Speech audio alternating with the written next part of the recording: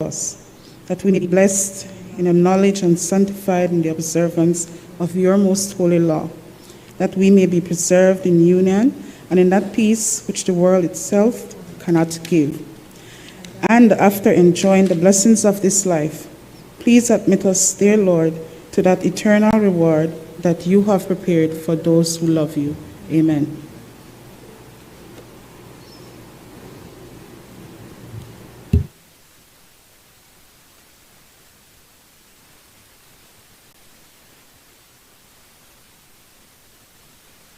Oath of allegiance of a new Senate, of new senators.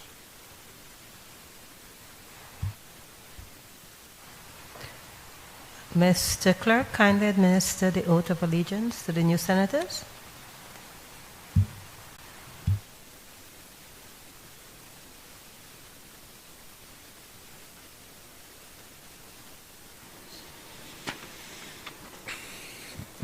I, Linsford Castillo, do swear that I will bear true faith and allegiance to Belize and will uphold the Constitution and the law, and that I will conscientiously, impartially, and to the best of my ability discharge my duties as a senator and do right to all manner of people without fear or favor, affection or ill will. So help me God.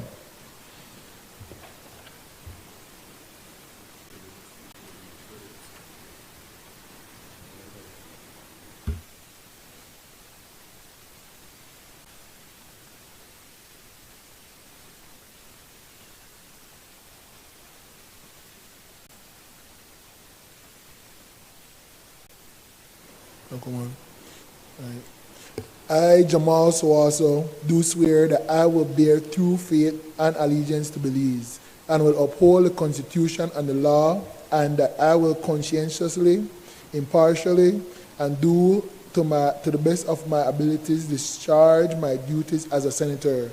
And I do right to all manner of people without fear or favor, affection or ill will. So help me God.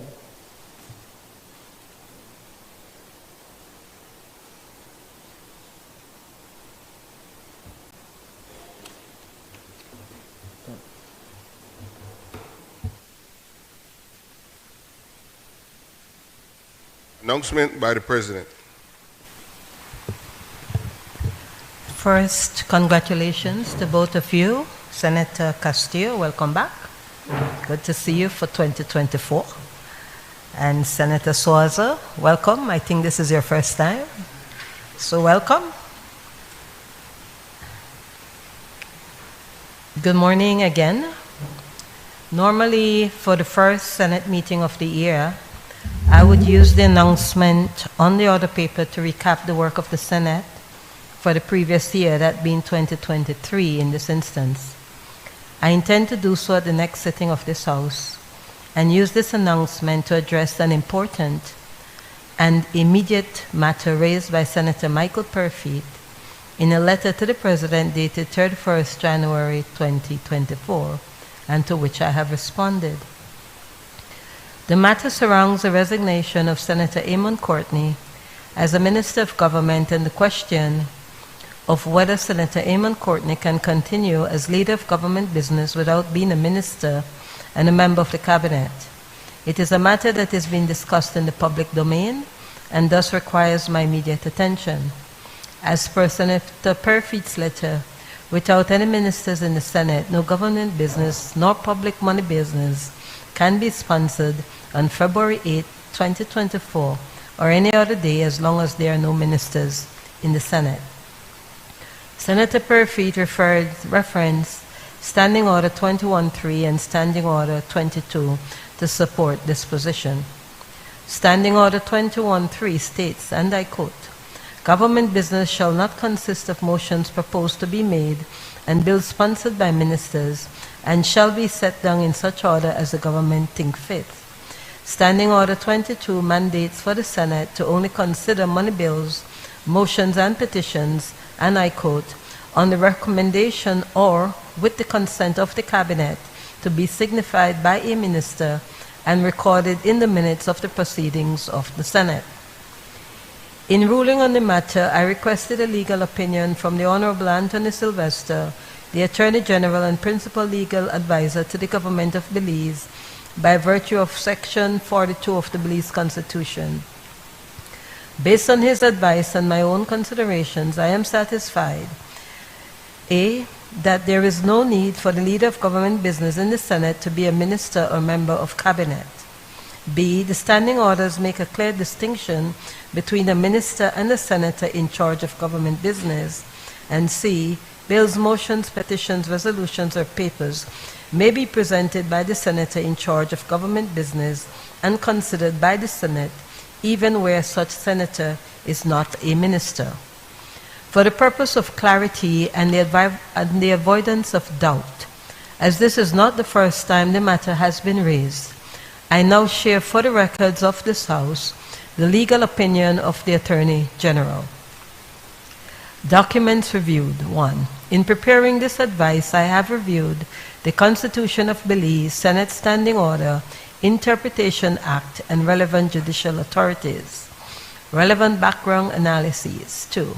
Since the announcement by the Prime Minister that Senator Amon Courtney would leave the Cabinet but will remain leader of government business in the Senate, an issue has arisen as to whether this will create any challenges for getting the government's business done in the Senate. 3. For reasons which follow, a review of the Constitution and the standing orders of the Senate leads inexorably to the conclusion that there will be no problem as a result of Senator Courtney no longer being a member of the Cabinet. 4. The Constitution of Belize in Section 2 proclaims and mandates that the Constitution is the supreme law of Belize, and that any other law which is inconsistent with it shall be void. This has time and time again been interpreted by our courts, including the highest court, to mean what it says, and anything done by any arm of government which conflicts with the Constitution will be regarded as void. The significance of this is that it is the Constitution which resort must first be had in examining this issue of whether the leader of government business in the Senate must be a minister of government. By Section 55 of the Constitution, the legislature in Belize, which is to say the lawmaking body, shall consist of a National Assembly which comprises the House of Representatives and the Senate. The provisions in the Constitution relating to the Senate are found in Division 2 of Part 6 and consist of some 19 sections. Section 61 of the Constitution sets out the composition of the Senate, and Section 61(4) further sets out the appointment of the respective 13 senators. Of significance here is the number of government-appointed senators, as Section 61, subsection 4A of the Constitution explains. Of the 13 senators, 6 shall be appointed by the Governor General, acting in accordance with the advice of the Prime Minister. 7. Undoubtedly, the Constitution establishes the post of leader of government business in the Senate. This is found in Section 61(8) of the Constitution, which provides that at the first meeting of the Senate, a president must be elected, and if there is an equality of votes, the leader of government business in the Senate shall have a second vote. 8. However, there is no provision in the Constitution that mandates that there must be at least one senator in the Senate for it to be properly constituted, or that the leader of government business in the Senate must be a senator. Indeed, the only reference to a mandatory requirement in the Constitution relating to a minister is that he must be a member of the National Assembly. This is found in Part 5 of the Constitution relating to the executive, and specifically at Section 42, subsection 2 of the Constitution, which provides that a cabinet shall consist of ministers appointed by the Governor General on the advice of the Prime Minister from among the members of the House of Representatives and the Senate. In making these selections, the Prime Minister is subject to a limitation that not more than 4 senators can serve in the cabinet. Thus, while a minister of government can be a senator, it does not follow that a minister must be a senator. This is significant when answering the vexing question of whether the leader of government business, the senator in charge of arranging the business of the Senate, since it is the government which does this, must be a minister. 9. That being said, it is necessary to examine how the primary business of the government is effected in the Senate and whether this will necessitate the senator who is in charge of arranging the business of the Senate, the leader of government business, to be a minister of government. 10. The primary business of the Senate is effected through bills, motions, petitions, resolutions, or papers. The Constitution is largest silent on the procedure and proceedings of the Senate. However, by Section 70, subsection 1 of the Constitution, standing orders for the regulations and orderly conduct of the Senate proceedings can be made by the Senate. But there is a caveat on this power of the Senate. The standing orders which are made are subject to the Constitution. In other words, the standing orders cannot operate in conflict with the Constitution. For it is to be recalled by edict of Section 2, such a standing order would be void. Thus, the standing orders must be read subject to the clear edict of the Constitution. And as set out above under discussion of the Constitution, there is nothing in it which proclaims and mandates that the leader of government business must be a minister. 11. Looking at the standing orders. In the Senate standing orders, which were promulgated on 15 July 1967, there is no provision that requires a minister to be appointed to the Senate, or that a minister be appointed leader of government business in the Senate. To the contrary, there are multiple provisions in the standing order which makes clear that office of a minister and leader of government business are distinct and separate. In Standing Order 9, subsection 2, for example, which deals with days of meeting, a minister or the senator responsible for government business can move on the adjournment that the Senate meet on a day earlier than the day the Senate stands adjourned. Similarly, in Standing Order 10, subsection 5, which deals with hours of sitting, a minister or senator in charge of arranging the business of the Senate shall direct the day when opposed business shall be dealt with. So too, by Standing Order 10, subsection 6, it is a minister or a senator responsible for government business who can move the adjournment of the Senate before 4:30 o'clock. So too, by Standing Order 10, subsection 8, it is the minister or the senator responsible for government business who may, without notice, move that the proceedings on any specified business may be entered upon and proceeded with at this day's sitting at any hour, though opposed. Similarly, by Standing Order 11, subsection 1, it is a minister or the senator in charge of government business who may move the adjournment of the Senate. And it is of significance to note, by Standing Order 11, subsection 2, on the adjournment, any matter for which Cabinet is responsible may be raised, and any senator to whom responsibility has been delegated by the minister may reply. As Section 3 of the Interpretation Act makes plain, the preposition or shall be construed disjunctively and not as implying similarity. In other words, by use of the preposition or, it is intended to make plain that the two things referred to are separate and distinct. 13. The above thus illustrates that 1. The office of a minister and leader of government business are separate and distinct, and that 2. Any matter for which Cabinet is responsible can be addressed in the Senate, even though none of the senators are ministers. It follows that the standing orders clearly do not require that the leader of government business must be a minister. The same conclusion is arrived at, it is submitted, when an examination is also done on bills, motions, petitions, resolutions, or papers, which are measures through which the primary business of the Senate are effected. This will require further examination of the standing orders, bills. The procedure for introduction and first reading of bills are set out in Standing Order 48. Any senator may, with leave of the Senate, introduce a bill so long as he has given notice of an intention to introduce the bill.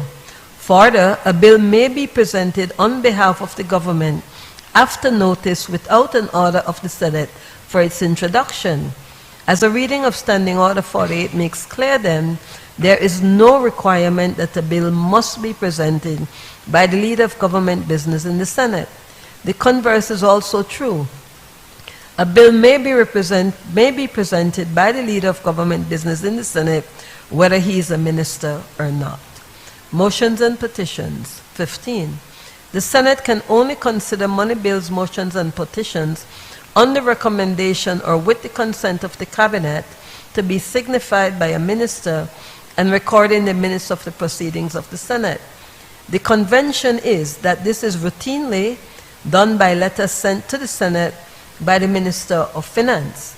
This again rubbishes the argument that at least one government senator must be a minister or that the leader of government business must be a minister. 16. Further, there is no provision in the standing orders that requires a minister or leader of government business to move motions or petitions. As mentioned above, petitions dealing with monies can only be considered on the recommendation or with the consent of the Cabinet, signified by a minister or the senator responsible for government business. And this by convention has been routinely done by letter sent to the Senate, of which I have seen to validate this. Resolutions. Resolutions are referred to 7 times in the standing orders, and there is no requirement for the leader of government business in the Senate or a minister to move a resolution. Papers. By Standing Order 15, subsection 1, papers can be presented to the Senate by a minister or the senator in charge of government business. As explained above, the use of the preposition "or" signifies that this can be done by either of the 2 office holders and not that it can only be done by a minister. 19. A careful review of the Constitution and the standing orders therefore show there is no need for the leader of government business in the Senate to be a minister or member of Cabinet. The standing orders make a distinction between a minister and a senator in charge of government business. Bills, motions, petitions, resolutions, or papers may be presented by the senator in charge of government business and considered by the Senate, even where such senator is not a minister. 20. In the public debate on this issue, reference has been made to Standing Order 21 in support of the argument that public bills can only be presented by a minister. This is incorrect. Standing Order 21 is entitled Arrangement of Public Business and sets out the order in which public business is to be considered by the Senate. It also defines public business to mean motion proposed on public bills. Government business is defined as motions proposed to be made and bills sponsored by ministers. It goes on to provide that government business shall be set down in such order as the government think fit. Standing Order 21 is procedural and simply describes the order in which public and private business of the Senate is to be considered. Public business is to take precedent. 23. The standing orders do not expressly define public bills. However, it can be inferred as private bills are defined as, quote, any bill not being a government measure which, in the opinion of the President, appears to affect directly private rights or property. The test is whether the bill is a government measure, that is, it is not intended to affect or benefit some particular person, association, or corporate body. 24. It is to be recalled that pursuant to Standing Order 48, bills may be presented to the Senate on behalf of the government by any senator. Once these bills are not private bills, they will take precedent over other business. 25. Therefore, in my considered opinion, a thorough review of the Constitution and the Senate standing orders show that there is no requirement that the leader of the government business must be a minister of government. I take this opportunity to thank Senator Michael Perry-Feet for raising the issue. It gives us in the Senate an opportunity to share with the populace an element of our governance system, and particularly a segment of how the Senate conducts the business of the people. It is also an opportune moment, considering the ongoing exercise to review the Constitution of Belize and our own exercise, of which Senator Michael Perry-Feet is a member of our Standing Orders Committee to review our standing orders. So, Senator Perry-Feet, I do thank you for raising the issue, and I am hopeful that it puts that issue to rest.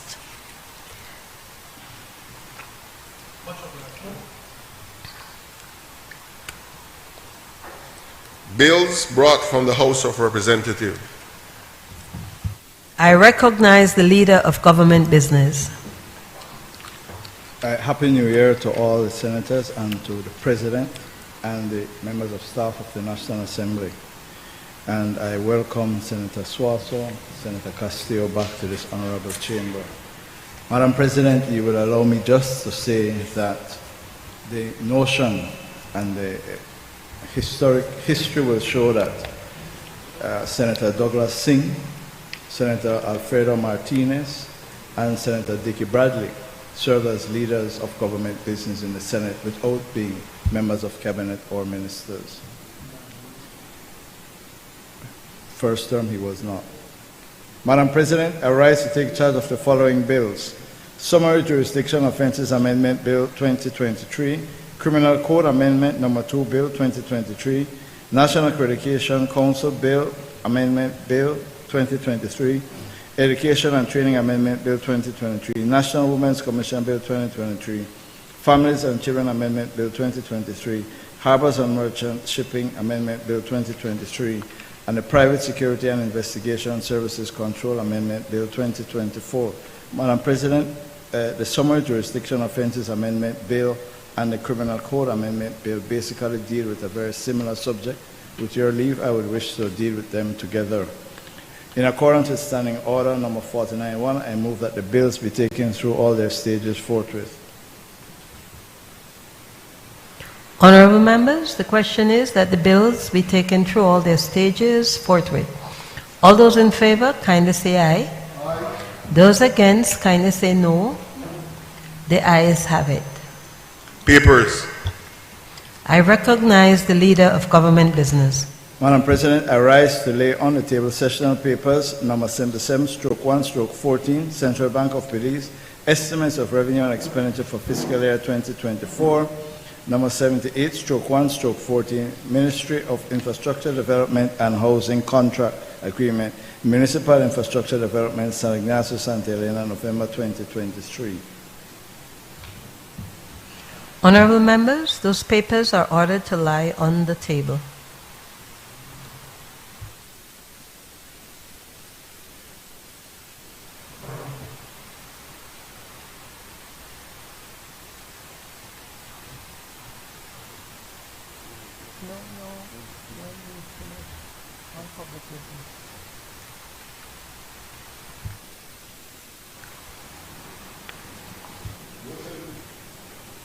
Motion relating to the business or sitting of the Senate. I recognize the leader of government business. Madam President, I move that at its rising today, the Senate adjourn to a date to be fixed by the President. Honorable members, the question is that at its rising today, the Senate adjourns to a date to be fixed by the President.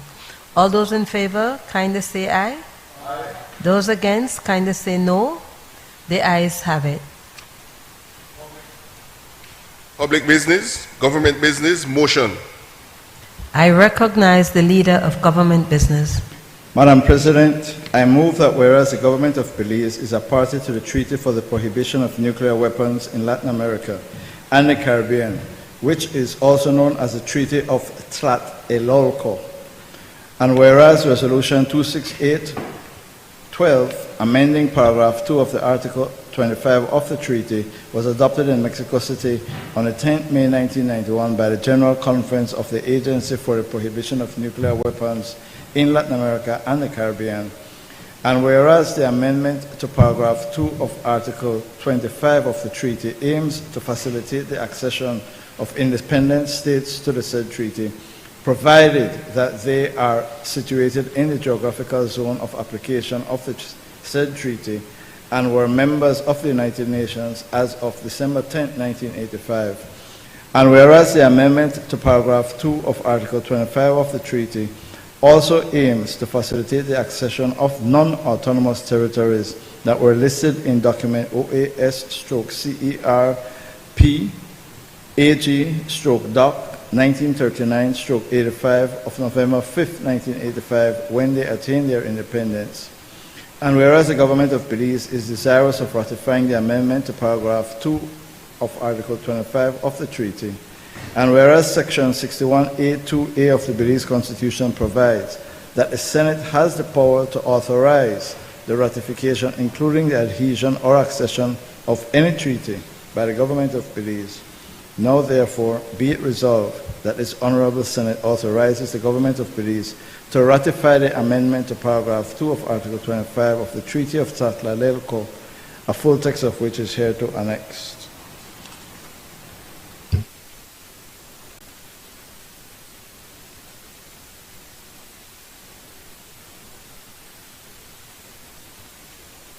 Honorable members, that motion is referred to the Constitution and Foreign Affairs Committee for examination, consideration, and report. Bills for second reading. I recognize the Leader of Government Business. Madam President, may I have your leave to deal with the next two bills together? Yes, you so do. Much obliged. Madam President, I rise to move the second reading of a bill for an act to amend Summary Jurisdiction Offences Act, Chapter 98 of the Substantive Laws of Belize, Revised Edition 2020, to upgrade the use of threatening words or behavior from a petty offense to a serious offense, and to provide for matters connected therewith or incidental thereto. I rise to move the second reading of a bill for an act to amend the Criminal Code Act, Chapter 101 of the Substantive Laws of Belize, Revised Edition 2020, to expand the definition of aggravated assault to rationalize and increase the penalty for threat of death and similar character offenses, and to provide for matters connected therewith or incidental thereto. Madam President, members of the Senate, these two bills are very short. They seek to provide stronger sentences and upgrading of the offenses where people seek to interfere with the performance of duties by members of the public service, police officers, etc. I recognize Senator Michael Perfit. Thank you,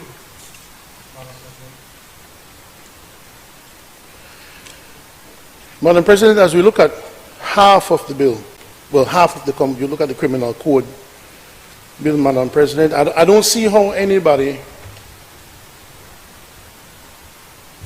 could have any issue with that part of the bill from the House. I mean, if you have people who want to assault or threaten public officers, any public officer, any peace officer, anybody in charge of security or safety, if you want to assault them, use threatening words, threaten to kill them, police, everybody, Madam President, if you do that, you should go to jail. You shouldn't do that. So that part of the bill, Madam President, to make that more robust, to make the penalties harsher in that aspect, is not an issue for me. However, Madam President, I have great issue with the Summary Jurisdiction Amendment.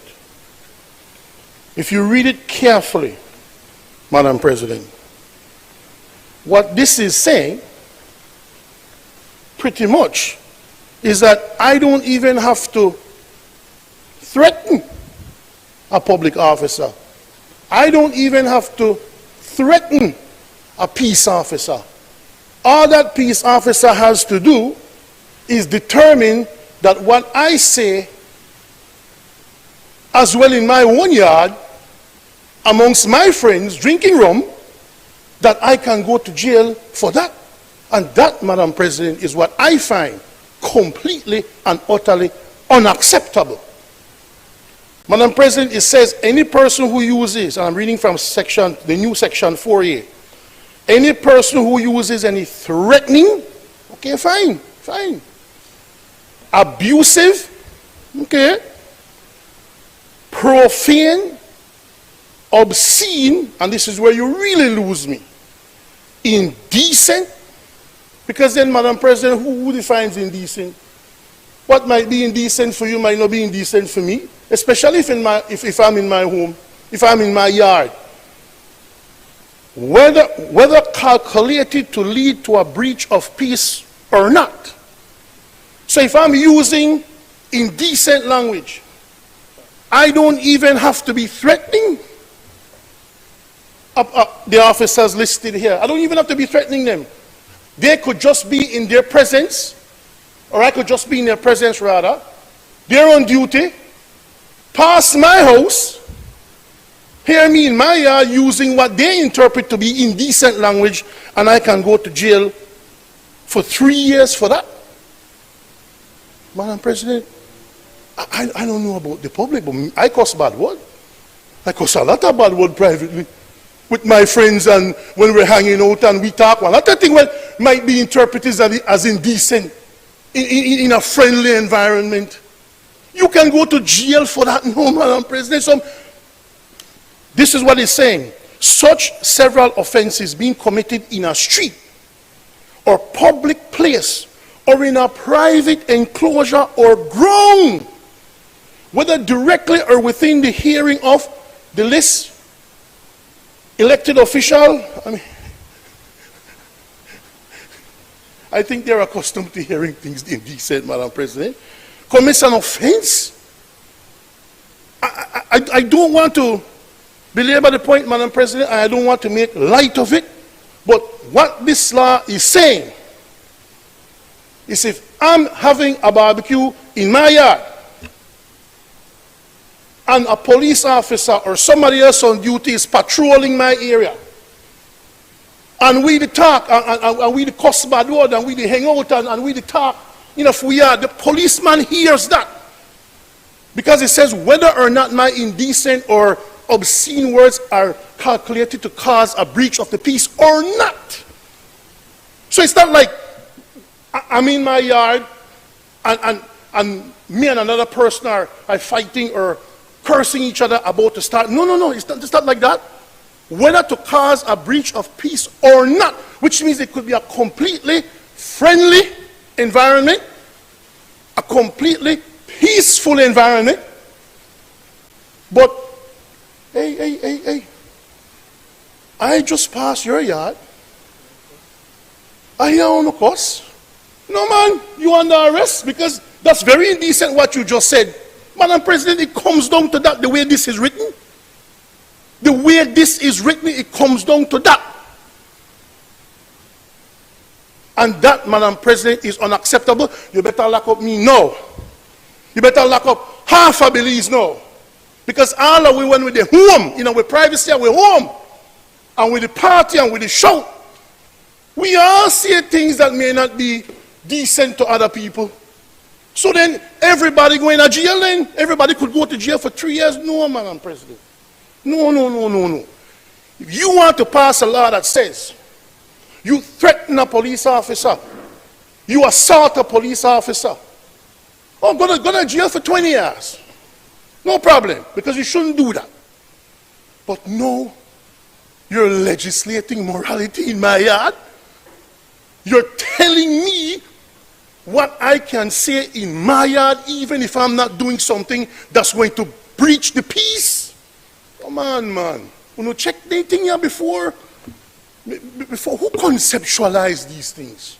Who does these things? So, Madam President, that part I cannot support.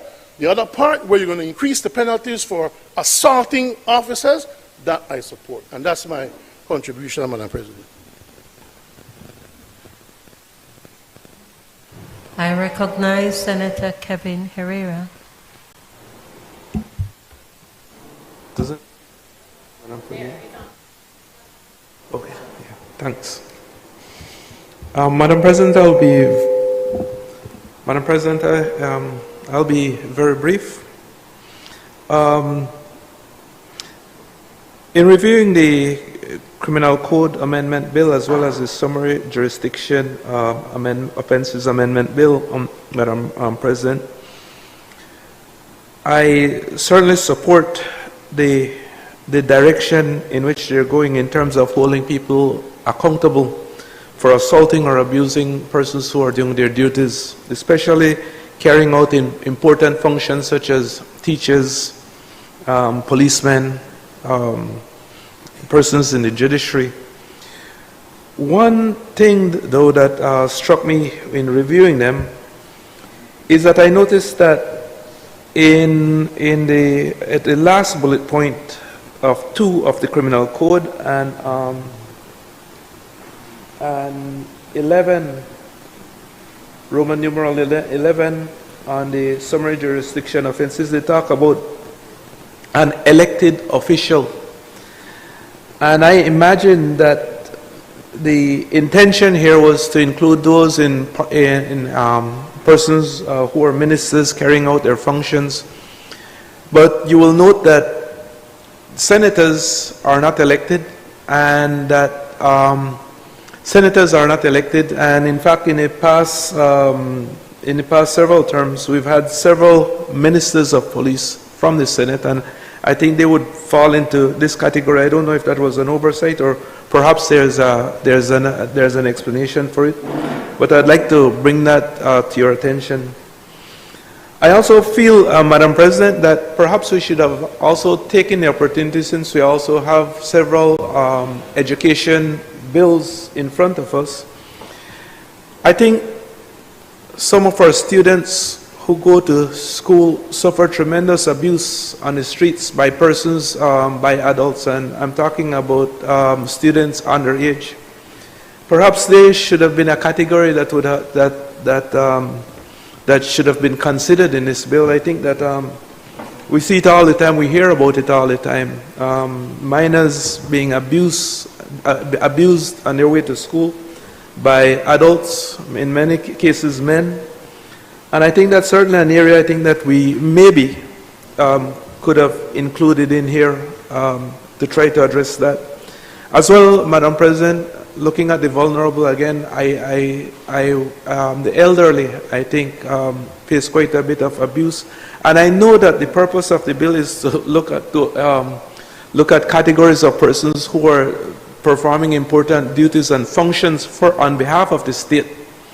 But those are 2 vulnerable groups that I think certainly need more protection, and perhaps we, if not in this bill, perhaps in the near term, we should look at them. I think education is so key in this country that we should try to protect those who are, like teachers, who are carrying out the functions of imparting the knowledge, but also for the future of this country in terms of the students. I think we need to protect them a lot more than we're doing right now. And I know that they go through a tremendous amount of abuse on their way to and from school. Thank you, Madam President. I recognize Senator Janelle Chinona. Good morning. And I will also take this opportunity to wish everyone a Happy New Year and to welcome our colleagues, Mr. Suazo. I know you'll make waves today. And Mr. Castillo, welcome back. Madam President, I thank my colleague for raising the reality that students live every day, but I do want to signal it's not isolated to students. I think, speaking now for my gender, that it is also a reality that women have to deal with every day. So we fully support the direction of this bill, but call out that I don't know if this is perhaps the open and shut to it, and I know we have some other pieces of legislation in the works, but certainly we would signal that sexual harassment as a whole, which does not exist currently, should definitely be treated with the seriousness that it deserves. And I think, as was stated earlier, it is also critically important to define what is meant by terms, because what I may consider sexual harassment is not necessarily what others will consider sexual harassment, and what is indecent and what is culturally tolerated, if not encouraged behavior, is so intrinsic sometimes we lose sight of what that is, and that becomes blurred. So we would certainly align ourselves with the comments and recommendations that if we're going to get to this level, that it has to be categorically clear to everyone that we know exactly what we're talking about. I don't think any of us feel good to be on Albert Street and to be hearing somebody shouting all sorts of bad words, as we say culturally, the language that has become so insidious. But similarly, it is that we see nakedness in our streets. Nobody's talking about that as being indecent, and how do we as a society address that and make sure that we can create the society that we want to see for ourselves. So along with the behavior of, as we say, the bad behavior that we don't want to encourage, we also have to be looking at this holistically. So we support the direction of the bill, but would seek, in the abundance of caution, particularly given the penalties, that we be very, very clear on what we're talking about, and that we be inclusive.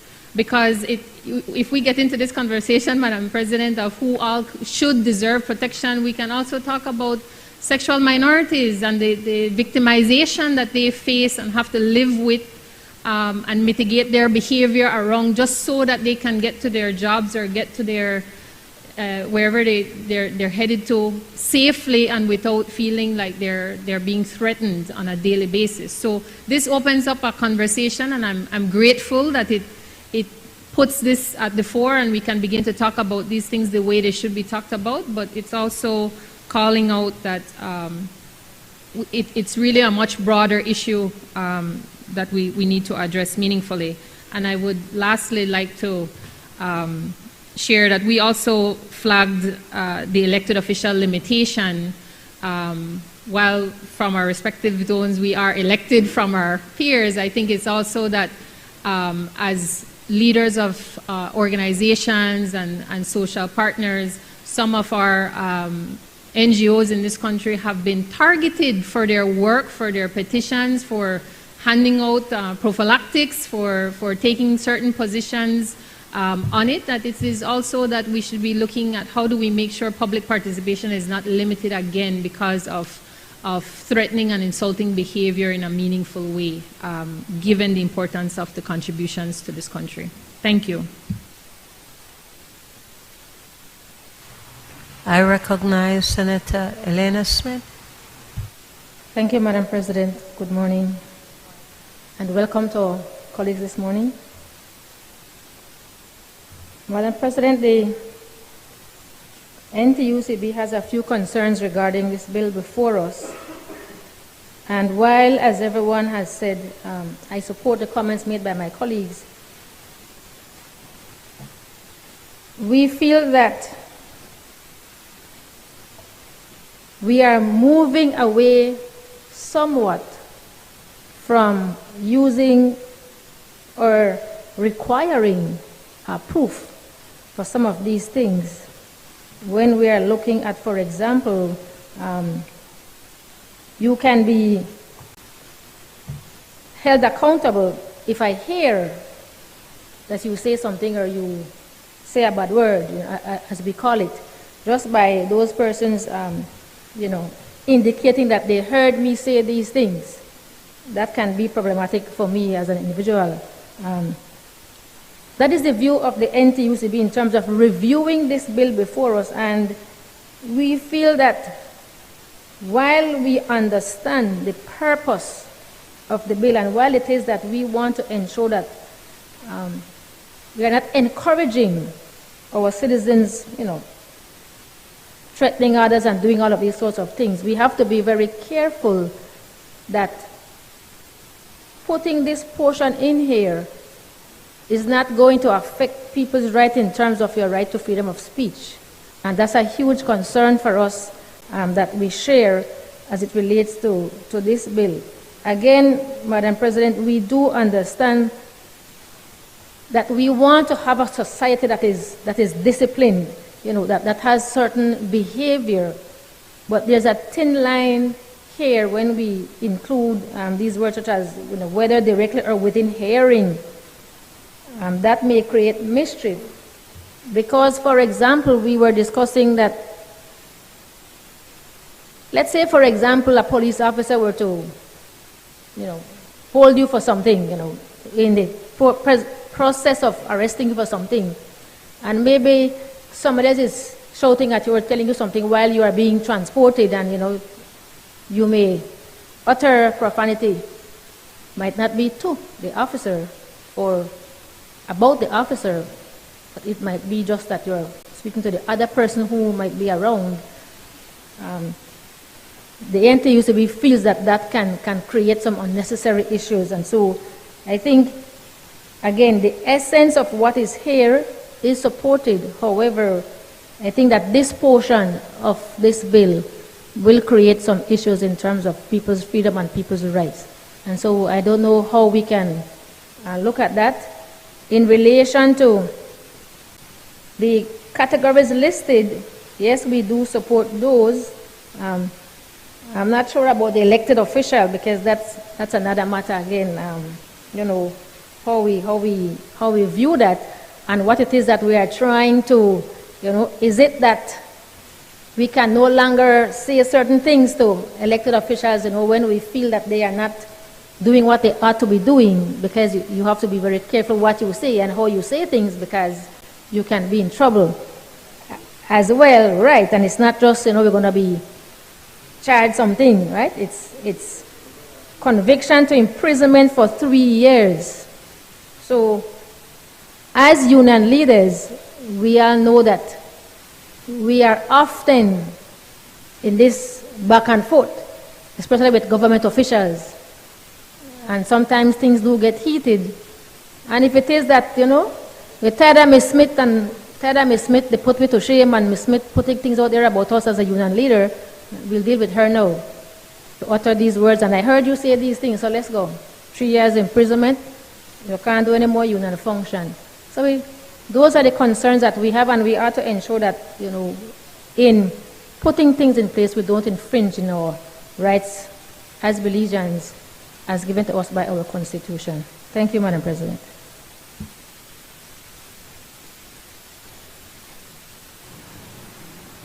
Madam President, I would seek first of all to respond to the concerns, because whilst I appreciate that they are legitimate concerns, I think that there is a fundamental misunderstanding of the piece of legislation.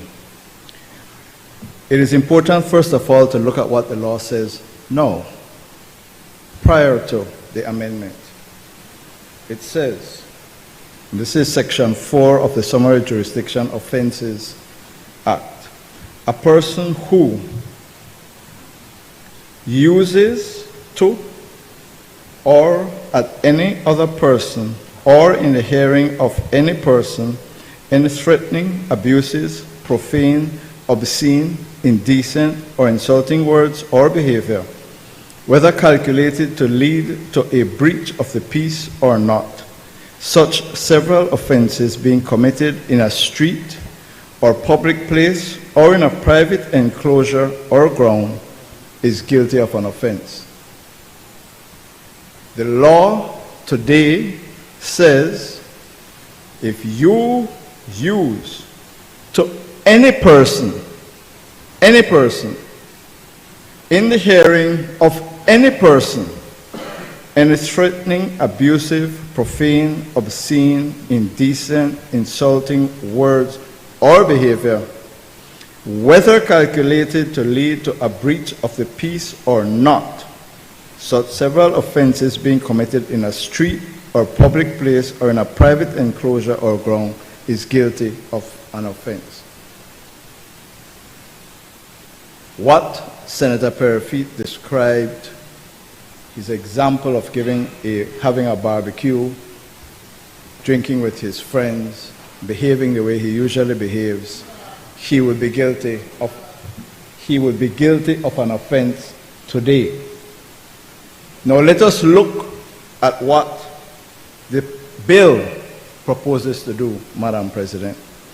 It says, first of all, we are going to repeal the provision that I just read. Now look at what the proposal says.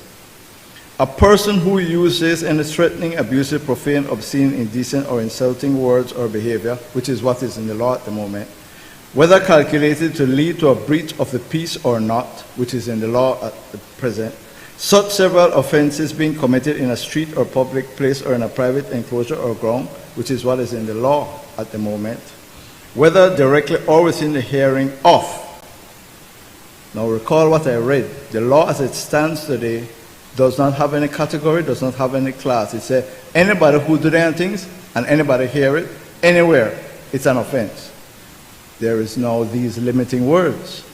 If you do it within the hearing of a person acting as a judicial officer and legal officer or a peace officer. So, it has to be not a police officer walking down the road. He has to be performing his functions. And this happens. Then, an offense is committed. And look at the rest of them. A member of the Belize Defense Force in the course of his duty. Coast Guard in the course of his duty. Immigration officer in the course of his duty. And it continues. Custom officer, National Fire Service, public officer, prison officer, teacher, member of the media. And then we can discuss elected officials. So, this is limiting the provision that is on the books today and saying when these public officers, whether they be police, BDF, Coast Guard, a judge, etc., are performing their functions, it is an offense to hurl offensive, abusive, insulting words or to conduct yourself in such a way. It is seeking to address a problem, a mischief that we have, where immigration officers or police officers conduct searches and they are being abused by people in the course of their duty, not walking down when you're having a barbecue. And so, Madam President, I want to say to honorable senators that this is reducing the scope of what is actually on the books of the law books of the country today. It is only applicable where the person is in the course of his or her duty. It is absolutely essential. The complaints from these officers are many. The abuse they receive when they are performing their functions. In relation to 11, an elected official, I am entirely open to having a discussion in the committee of the whole Senate when this bill is being considered as to whether members think it should include senators or to be removed at all. Other than that, Madam President, I commend the bill to the Senate and ask that the question be put.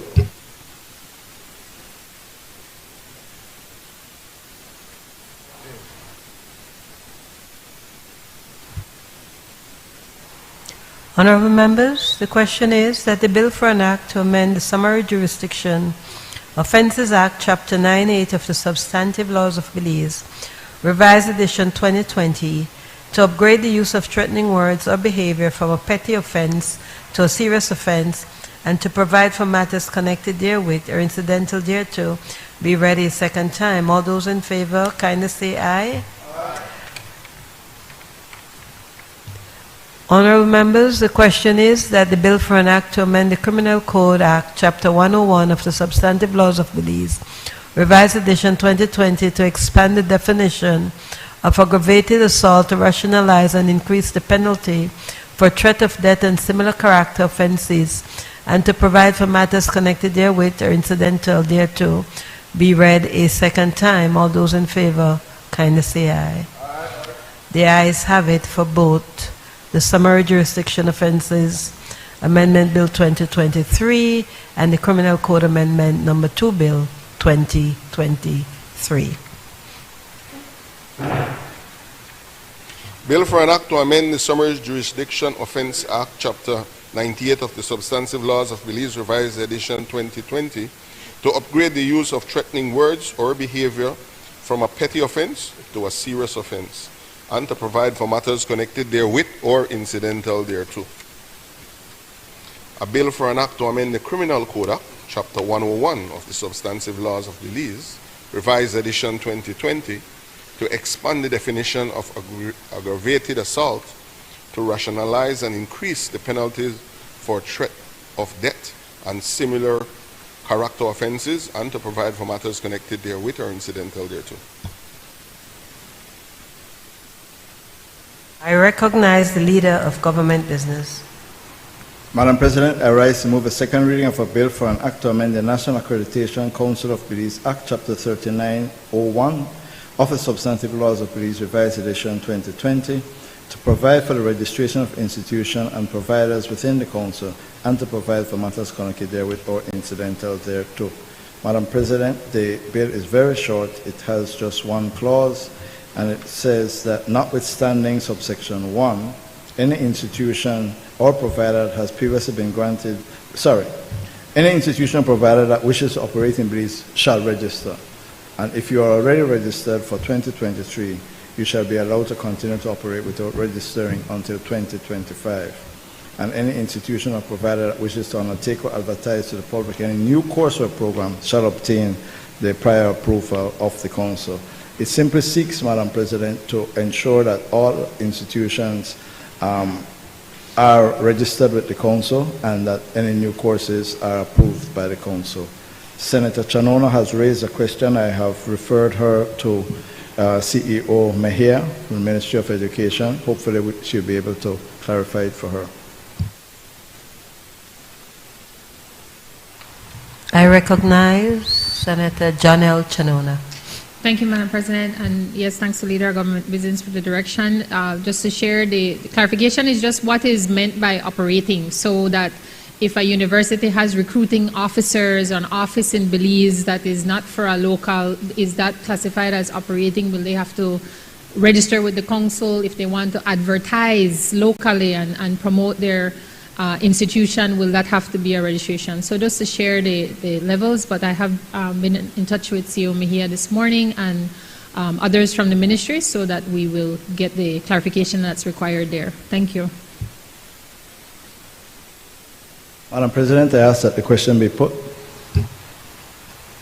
Honorable members, the question is that the bill for an act to amend the National Accreditation Council of Belize Act, Chapter 3901 of the Substantive Laws of Belize, Revised Edition 2020, to provide for the registration of institutions and providers with the Council, and to provide for matters connected therewith and incidental thereto, be read a second time. All those in favor, kindly say aye. Aye.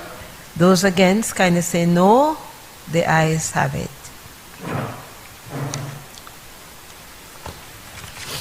The bill for an act to amend the National Accreditation Council of Belize Act, Chapter 3901 of the Substantive Laws of Belize, Revised Edition 2020, to provide for the registration of institutions and providers with the Council, and to provide for matters connected therewith or incidental thereto.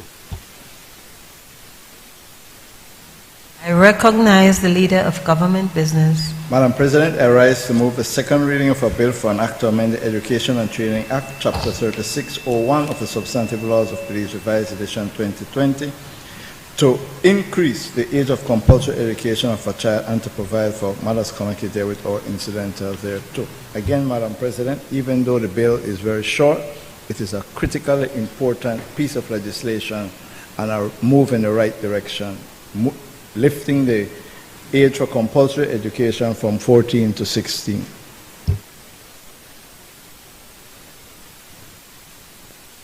One, I would like to say. Can I recognize you first? I know you're eager, so I do recognize Senator Jamal Swazo. All right, good day, everyone. Happy New Year's. This amendment, from our side, we welcome it because as a developing nation such as Belize, these changes are needed, especially if we want to build a great foundation for education, right? We need to increase the captured audience that we can use through the education system to get them into schools. However, I would like the government to take into consideration various things before we move forward with this great effort. It needs to be pushed forward. What has the government taken into consideration the additional resources that are needed to ensure that this is effective and that we are able to capture these students that we now have? We have to take into consideration that we do not have enough schools. We have dilapidated schools. We do not have sufficient teachers. We need now new psychosocial support for these additional students that will be in these classrooms. I will refer you all to a situation that I experienced where they have a 15-year-old student in primary school. Now, that child requires additional psychosocial support that our primary school structures cannot provide at this time. What investment or what budgetary allocation will be made to ensure that these psychosocial supports are provided within our primary school system and also in our high school system for these additional students that will be mandatorily required to be in school? What will we do to ensure that we have that enough resources and that the personnel and the capacities within our schools to ensure that, yes, we're going to capture in more students, but what else will we contribute to this effort to ensure that it's effective and that we build effective education system with the additional support needed? Another thing that I think the government needs to take into consideration is our limited truancy. Yes, indeed, we are saying that we have mandatory age, but however, when it was 14, our truancy efforts are limited as well. We have limited truancy officers within each district. So in terms of each district, you probably have 2,000 students. Imagine 3 truancy officers being responsible for 2,000 students, and taking into consideration that we have still not returned to pre-COVID levels in terms of students returning to school. We still not have returned back to that. So we still have not been effective within our truancy management for when the Act read that it was 14 years old. So what now will we put in place to ensure that proper truancy is enforced within our districts and within our country to ensure that students do go back to school? Also, when will this competency-based curriculum that require resources be effective and implemented? So we are now moving to increase our captured audience to 16 years old. When now will we have additional resources again to ensure that this competency-based curriculum now take into consideration this new population that will be in school mandatorily? What will we do to ensure that we have resources? Again, it comes back to resources that are required to ensure that these schools function with the limited resources that they have and with this additional policy that is now being created. Next, I would like to highlight our teachers still though. I would like to say grateful to them for they are the one that keep most of our classroom funded in terms of charts, in terms of chalk, in terms of water. The parents as well, when they have to send letters home to these parents to donate Clorox, to donate toilet paper, and so on and so forth. Now, again, we're increasing the population within our schools. Who will take up the responsibility of these costs? Will it be the parents? Will it be the state? Will it be the teachers? Or will it be an NGO? So that is my question. And also, we have to reference the fact that now we have a priority area in terms of education that is now being burdened with additional students are being added. Which is good. However, now we have a minister that will be responsible for another ministry when we need his full focus now with this new additional policy that is being created and this amendment to our law. So with that said, in conclusion, Thanks for hearing me out, and we look forward to hearing from the other side about this. Thanks. I recognize Senator Kevin Herrera. Thank you, Madam President. Madam President, I think this bill is an important step in the right direction. I completely believe that we should push to more and higher education. Our problem continues to be that people are dropping out of the education system much too early.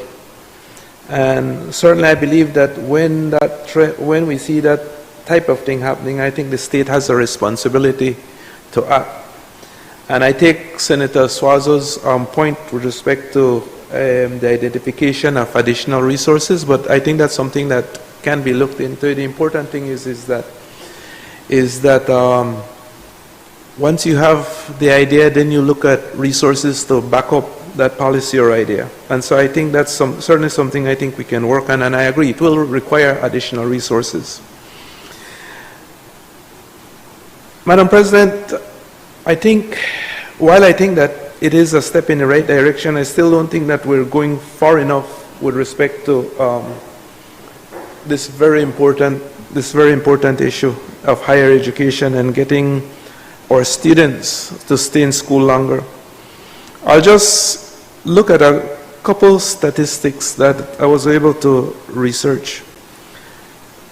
The graduation rate for high school students in Belize, according to a World Bank 2020 report, and all these statistics will be based on that report, is 45 to 55% graduation rate for high schools. Again, this is a little outdated because it's from 2020, but I'm sharing it with you because that's the only one I've been able to see.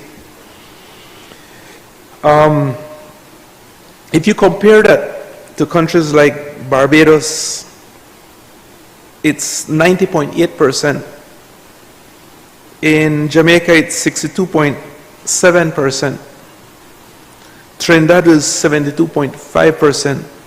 So if you look at if you isolate just the high school part of it, Madam President, you'll see that we're lagging behind our Caribbean neighbors, and it's certainly something I think that we can look into in terms of trying to improve. If you look at it from a tertiary standpoint, about 7.9% of the population, again, according to the 2020 World Bank report, population has a college degree. If we compare that to the Caribbean again, Barbados is 32.2%, Guyana is 11.4%, Jamaica 18%, Trinidad and Tobago 28.2%. The only country we're ahead of is Haiti at 2.7%. Madam President, I quoted these figures simply because I think that we need to set targets. While we want to keep persons in school a little longer, I'm still hoping to see targets such as for example, at year 30, that perhaps we could raise those statistics from 7.9% of college graduation rate of college graduates in the population to perhaps 10% or 12% or whatever it is. Similarly for high school, raising those rates. I think that if we set those targets, then I think that we can set up a whole program and identify the resources necessary to achieve those targets. I think that the longer we leave it hanging out there without specifically going after specifics in education, I think that we will continue to lag behind our neighbors.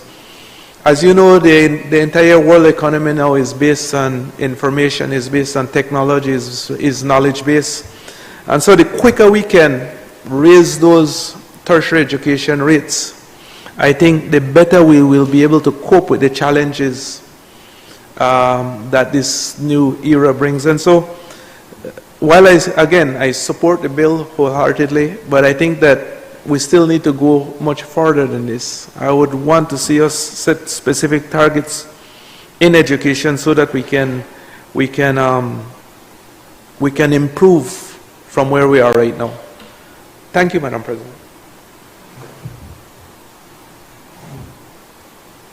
I recognize Senator Elena Smith. Thank you, Madam President.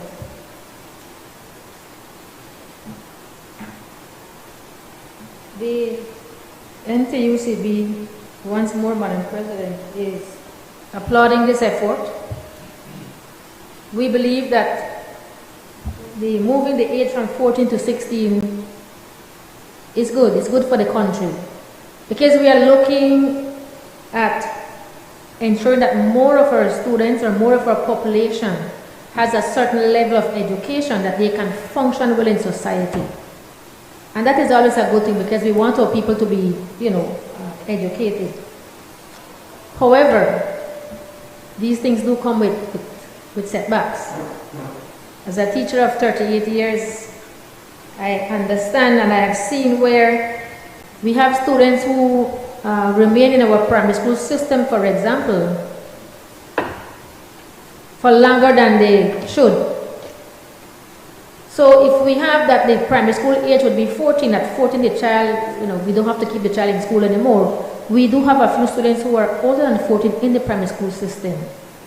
These students are mostly students who are not particularly academically inclined. They prefer to do other things. So they may be bright in other areas, but those areas we don't cater for. And so while we focus more on academics, these students remain in school and they get old in a class because they are not able to do the work, or some of them just don't have interest. They prefer to do other things, and so they don't put interest in the work, and they remain in the school system for longer than the age that is given. With this bill, Madam President, we have to pay attention to what we are going to be putting in place for these students, for these children. And Senator Suazo raised these concerns because it has to do with resources. So if I want my students to remain in school up to the age of 16, I want for them to have certain skills, or at least certain level of skills that they can function.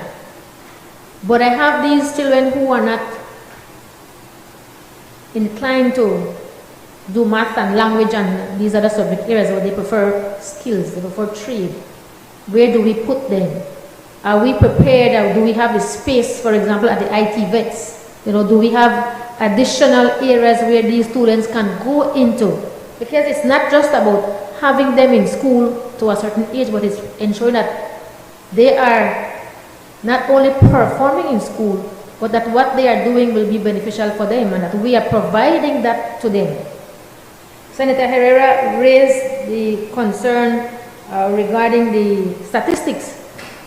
We note, we hear that of our primary school students who move on to secondary school, it's a very small, and I'm saying small because it's not, for us it's not good enough.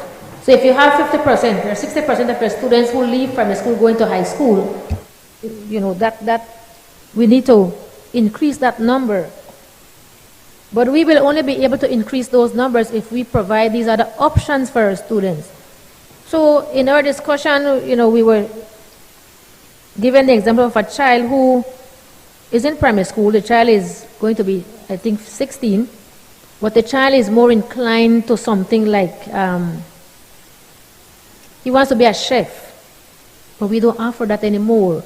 In my younger days, when we used to go to school, we used to do things like macrame and sewing and all of those things that enabled us that if you were not academically inclined, you could do those things and you could still make a living.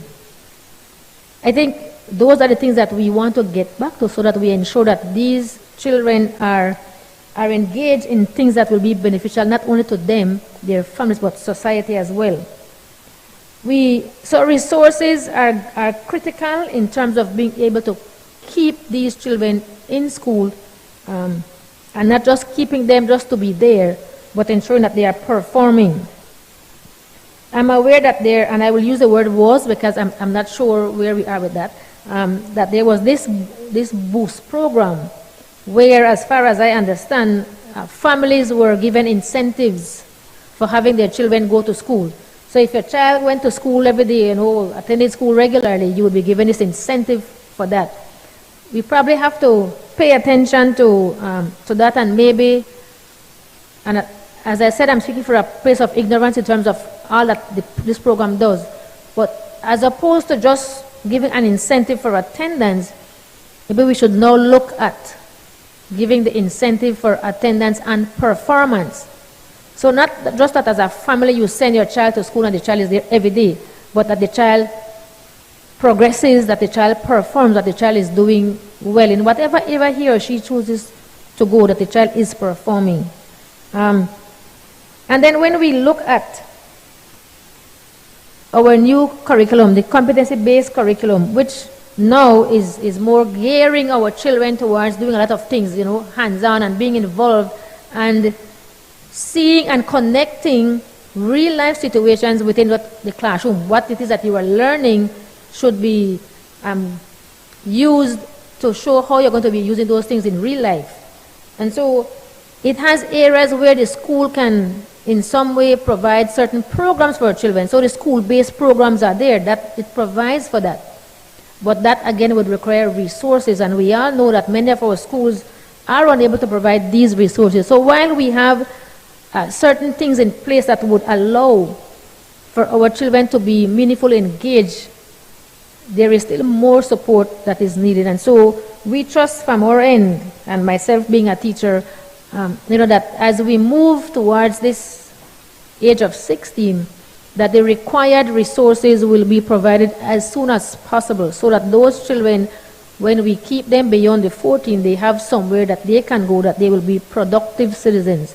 So once more, Madam President, we applaud this move from the government, but we just want to reiterate that it comes not just with this bill changing the age, but there are several other things that must be put in place to ensure that it does what it is that the government is expecting and what we expect this to do by having our students in school much longer than the age of 14. Thank you, Madam President. I recognize Senator Janelle Chanona. Thank you, Madam President. I think it must be called out. Resources are never enough. And I think it's been tradition that the education efforts in this country has always benefited from the greatest allocation from the national budget every year. But I will say that whatever resources we can allocate to education, to meaningful education directed to productivity, is money well spent. And I think that has been supported throughout. And I do want to acknowledge publicly the government's call out to the international communities, to the IFI, that education is a priority for Belize. And I know through the Millennium Challenge Corporation work and partnership that education will be a key priority that will get much needed comprehensive review and benefit. And I think that is to be credited. It should be, that is the priority. And I know that every effort will be made there to make sure that those monies, that injection of capital will, as Senator Elena has put it, produce the dividends that the investment will allocate.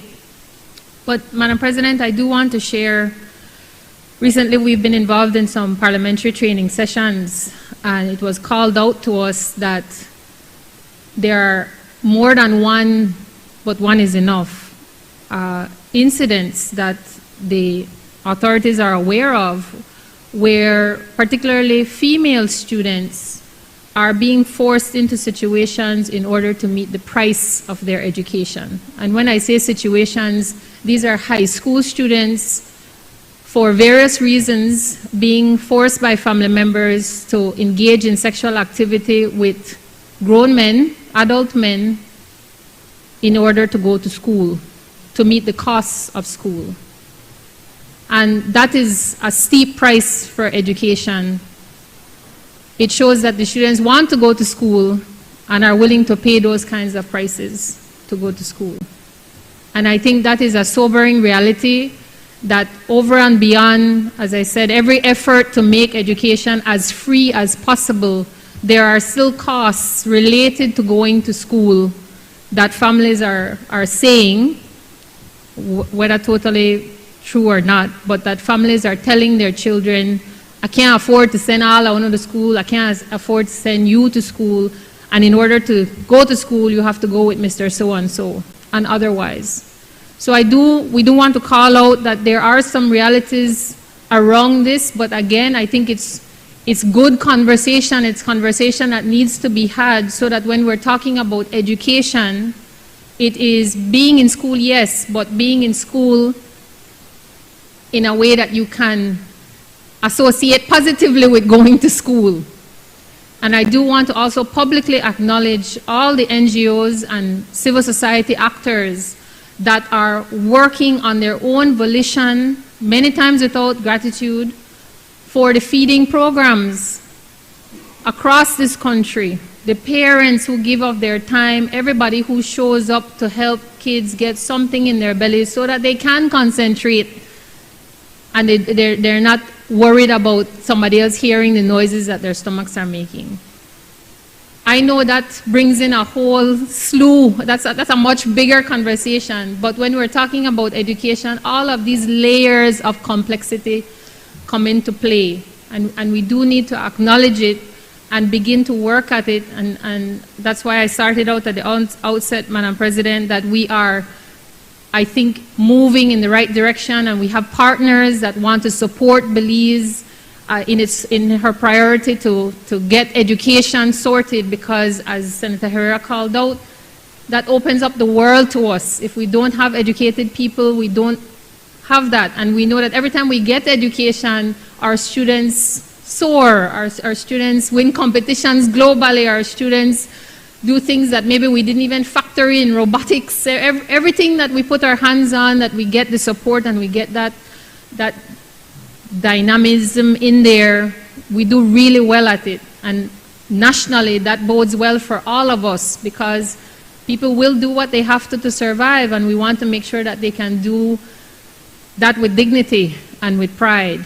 So we do support this effort of making sure that our children stay in school longer, are in the best position, but we do call out that we are here. We want to support in the efforts to make sure that the transition from preschool to primary school to high school is meaningful, and that we set up the support system around that so that kids can stay in school and they can do well in school.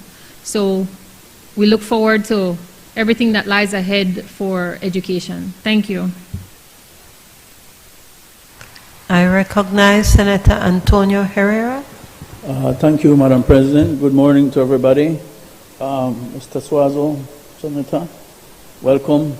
And obviously I need to welcome my brother and schoolmate from Corozal, Linsford Castillo. Welcome back, my brother. Madam President, as today we come to debate this very, very important bill. It's very important. However, as we've been hearing, it will have implications, it will have setbacks, but we collectively have to play a role in education. Education is key. It's the gateway of success in this country. If we cannot be educated, we'll never be anybody in this country, because that's the only way out. However, by moving the age from 14 to 16, we applaud that. It could be to 18.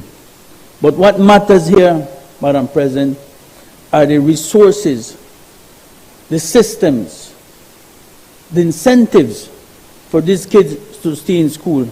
And while listening to my colleagues here debating this topic, something came to mind, because I have to relate to the area where I come from. Every area has different dynamics.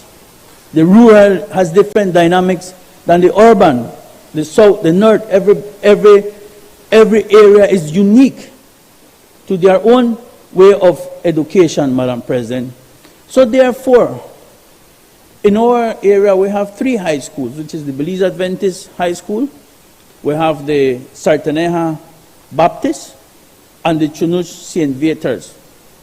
The dropout rate is alarming. One, what I listen here, was those parallel to the legal working age. the labor age, Madam President, because we're lifting here from 14 to 16, yet we are remaining with the labor law as a consent to be 14 to be able to work in the workforce. So now it will be difficult to keep these students at 16 when they don't have the resources to go to high school.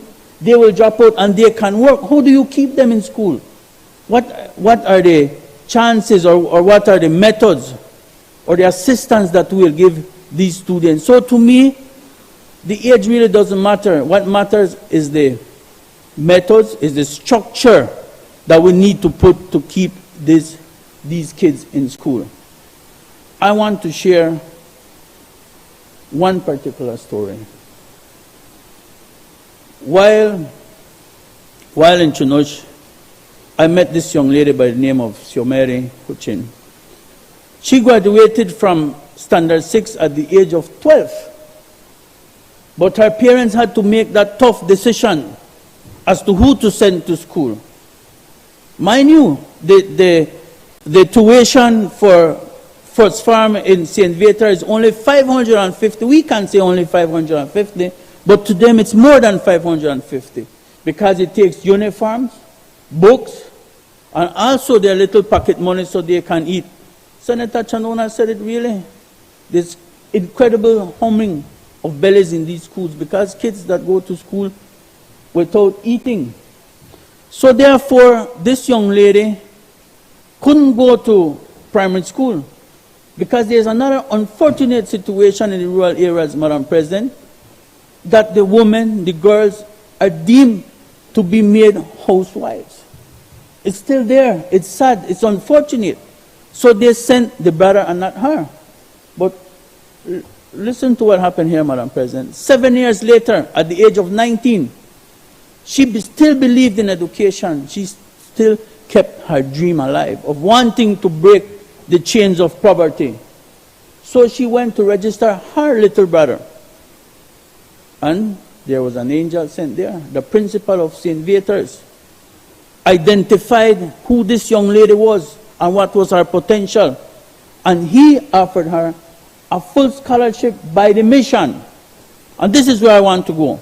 A full scholarship, which meant tuition, books, uniform, and even a monthly stipend so that she can make it to school.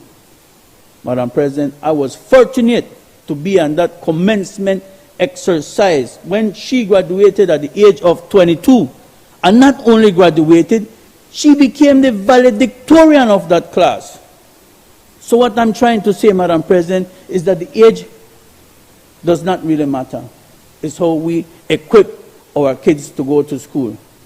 One sad note about this whole story is that 4 or 5 months before she graduated, her father passed away. So she couldn't make her father proud. But she made a whole community proud. And her story is an inspiration story and it's deemed to be recognized. 22 years. 7 years she stayed at home because they simply could not afford sending her to high school. Today, and I have one more young lady by the name of Elcira Jones. She graduated at the age of 25. Both young ladies are pursuing degrees as we speak because they were afforded the opportunity. It's not only about the age. Let's lift up the age to 16, 17, 18. It's what we put to keep them in school. I spoke to both principals from the schools. The dropout rate is why? Because when they reach second, third farm, they can go to dive. Because most of these communities do fishing. So at that age, they can get their license and they go dive. So they see money, they don't come back to school. So what they have to do? They have to help the siblings coming behind. That's the tradition. But if we not only increase the age to 16, but we give them the tools and the opportunity, the assistance that these kids need, I'm pretty sure that we will have a better Belize. I can speak, like I said, in the rural areas, because this is where that problem is seen. The enrollment of Sartaneja Baptist School is 84 students. 84 students. That's in St. Catherine's is about 35 to one form, to one class, one 1, 2, whatever, right? And then you have the St. Viator's, the enrollment is 184 students to date. We are failing the system. We can do better, not only by increasing the age, Madam President, but we must put systems. We must give assistance to these schools. Education is not free in these areas. So, as I commend the government for that initiative, which is a very good initiative, education, I will say it is the only way out. And coming, as my brother can attest, from a family of 7, and coming very poor. Mom and dad believe in education along. Brother, remember the preschools, right, that were in Corozal? They were the ones who helped a lot of the students there, so that we can go ahead and we can become somebody. Our home produced myself, a doctor, a lab tech, 3 teachers and 1 engineer, coming from a very poor family. But the difference, Madam President, was that we were afforded that opportunity by other people. And that is what we do. And that is what I do today. Help a lot of students. Because it's my way of giving back to my community. And I do firmly and strongly believe that education is the gateway of success in this country. So let's put our efforts together. Let's try and do the best that we can for even one student that we can help. It might change their life. Just like this young lady graduated at 22 and valedictorian.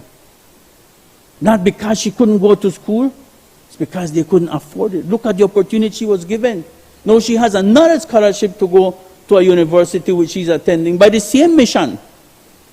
But she's one in many. And I know that many of these kids, once given the opportunity, they will prove themselves to be somebody and make a difference in this country. And Brother Herrera, they will increase those numbers who are given the opportunity. Madam President, I end this. Thank you very much. I recognize Senator Bevin Cal. Thank you, Madam President. Would also like to wish all Belizeans and our colleagues here a happy 2024. I'm sure that, we're moving in the right direction, and, we wish all the best to our Belizean people. I would also like to welcome Senator Suazo and our colleague, Senator Castillo. Madam President, this is another milestone of this government under the leadership of Minister Fonseca. It is obvious that this government is centered on young people, Madam President, and that must be applauded. Madam President, our education is on the right track, and we must stay on that track, Madam President. Make us stay on track.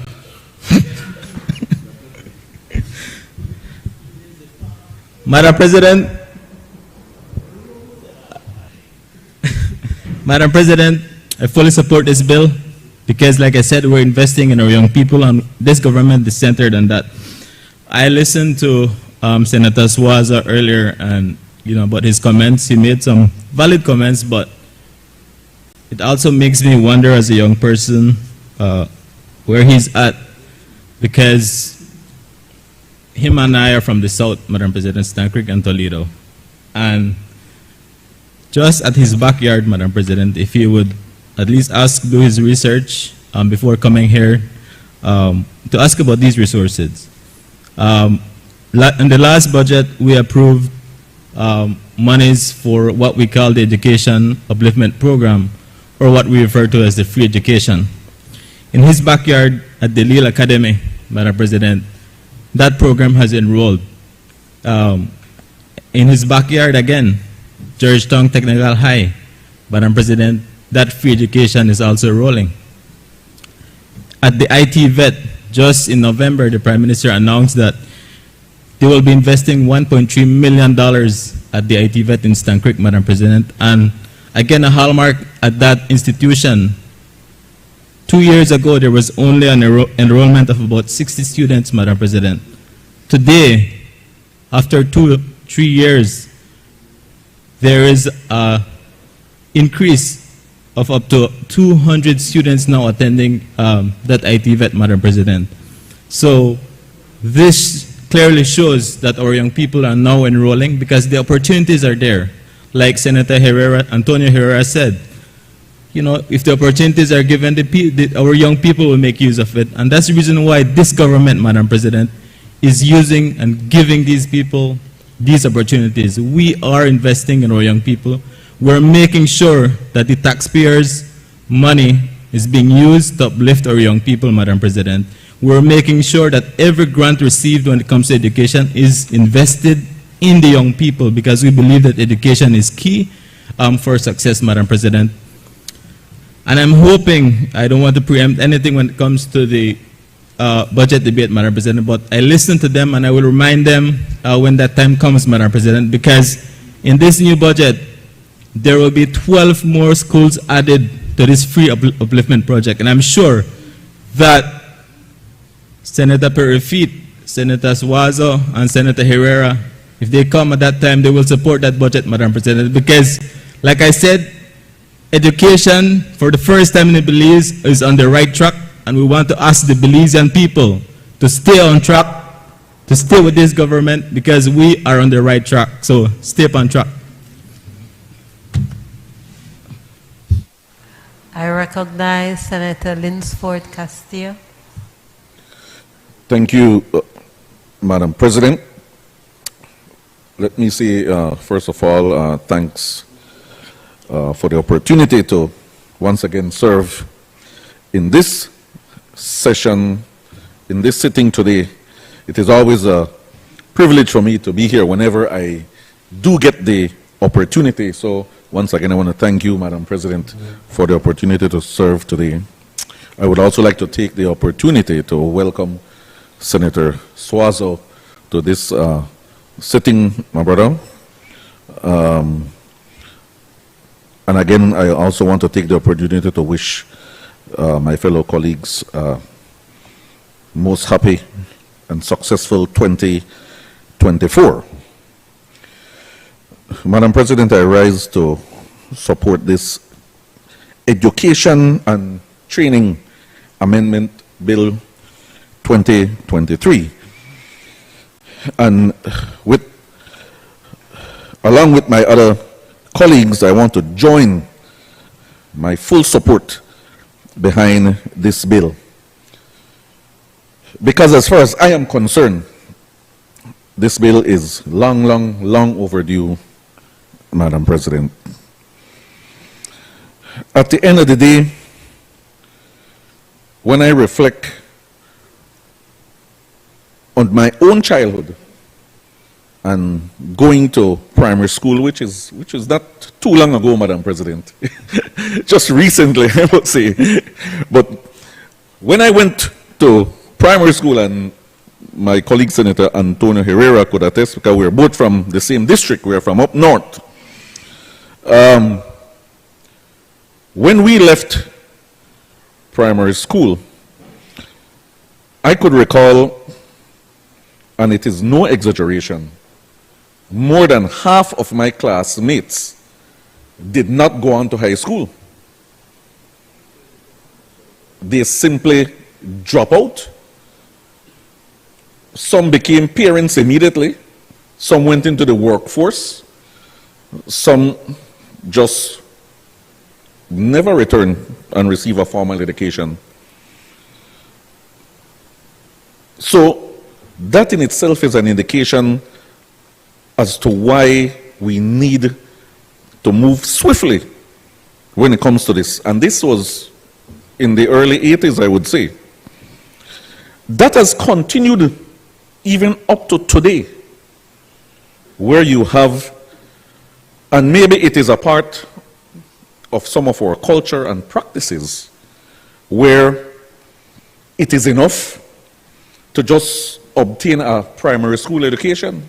Maybe that is a standard, or that is what some of our families settle for. Once I get to a primary school education, I am good. Madam President, it is time to raise the standard. And I think that is what this bill will do. Raising the standard in terms of education. If you look at the primary school population, and right now we're in February, you know, soon start to hear about graduation and all this type of thing. And then the students will move from one phase to another, in this case from primary on to secondary. And if you take just an anecdotal look at what will happen across the country, for argument's sake, if you have 10,000 kids graduating or leaving the primary school system, there are not 10,000 are they going into the secondary school system? Yes? It's not. I would dare say, and I don't have the statistics so I can't use figures, but I would dare say at least a third of that population will not go on. They want to just drop out of the system. They don't get the primary school education, and that is good. They settle with that. So when we talk about raising the standard, we will automatically see an increase in enrollment at the secondary school level. And that is good. And we have to applaud that. So just this one act, this one small step will be crucial in moving the education population forward. No longer 14, you could just decide here to drop out and get married, I or work. I don't know, you will have to remain in the school system. And so that is something that we have to support. And that in itself will have a lot of direct and indirect benefits, Madam President. Whole issue of truancy, we could talk about that all day, you know, and examine how this particular bill will make a difference when it comes to that. The whole issue of at-risk youth, something which is dear to my heart, that in itself will have a positive effect when it comes to reducing the number of at-risk young people in this country. The whole issue of the reduction of youth crime and violence, man, this one small step will address that issue. Now, they're not the answer to everything, but certainly we could immediately see how the area of youth crime and violence will be positively affected. Child labor, somebody mentioned earlier, and looked at the whole issue of child labor, and a slew of other issues. Madam President, I could see how such a bill will immediately impact. Now, Senator Suazo, of course, expresses concern about resources, as well as Senator Antonio Herrera. But using Senator Chanona's words, education has to be a priority. And it is a priority for this government. And so I am confident that with this, with the passing of this bill, we will see measures put in place. Because this bill does not exist in a vacuum. It has to go along it. You have this action over here, it has to have an effect over there.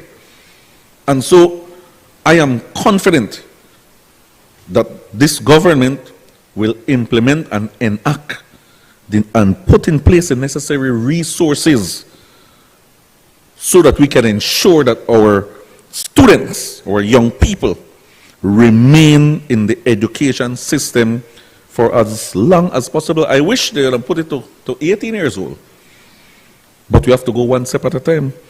And like what Senator Kevin Herrera mentioned, it's still not far-reaching enough, Madam President.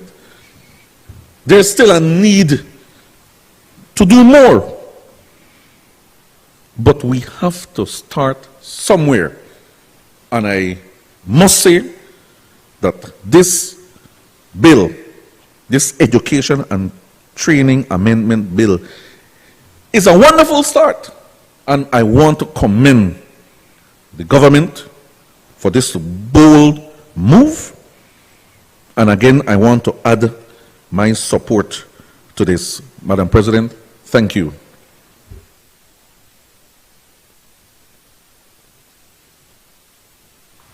I recognize Senator Erica John.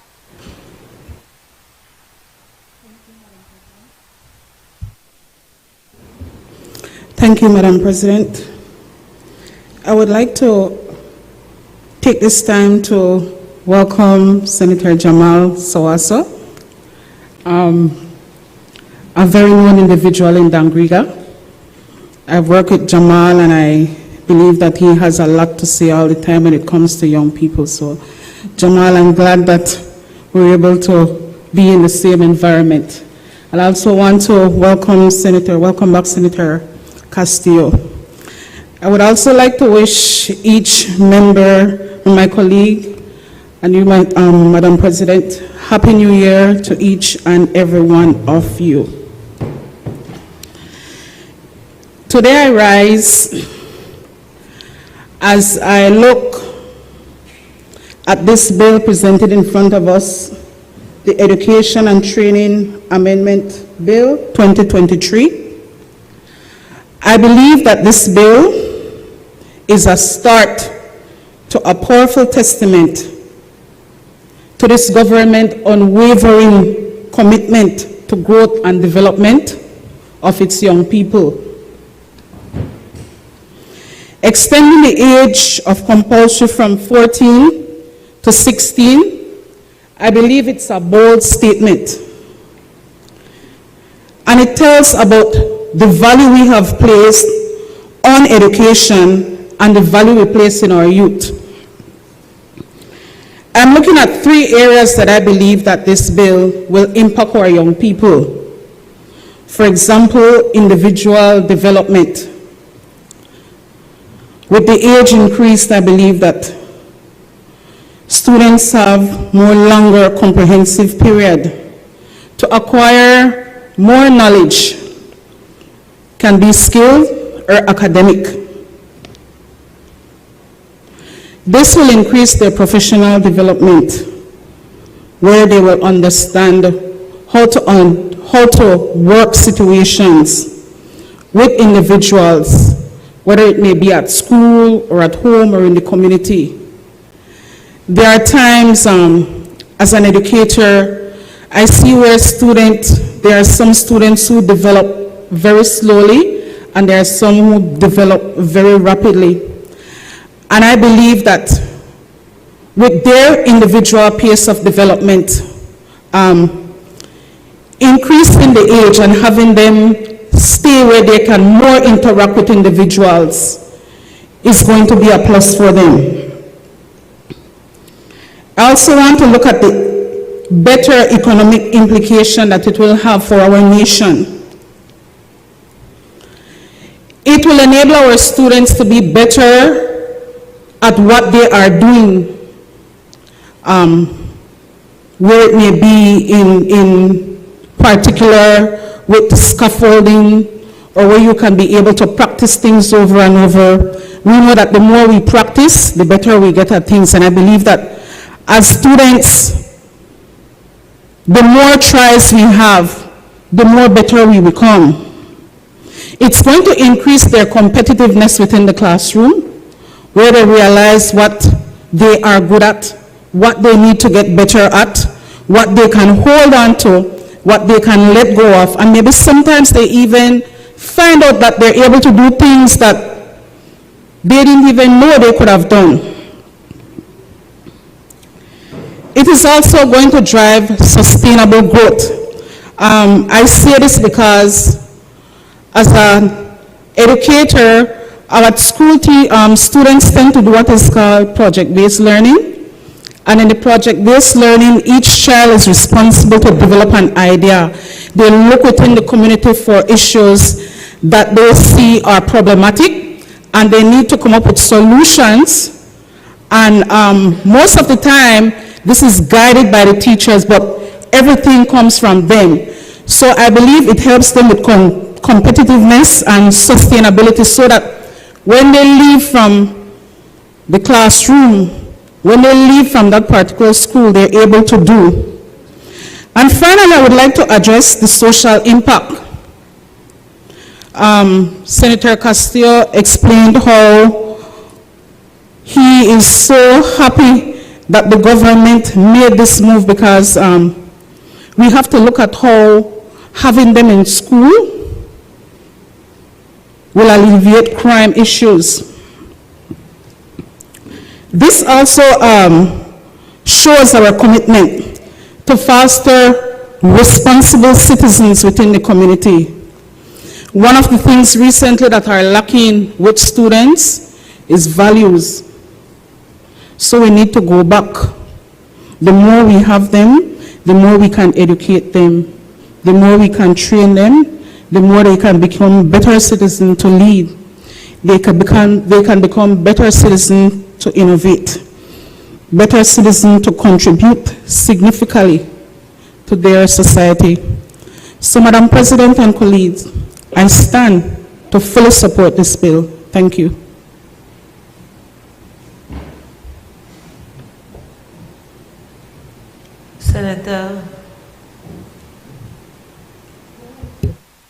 Senator Michael Perfit, you're up.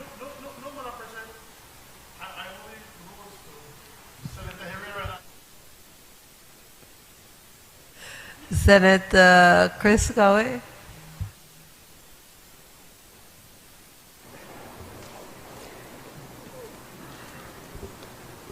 Thank you, Madam President. I rise in support of this bill and share the comments, sentiments with most, if not all, my colleagues here today.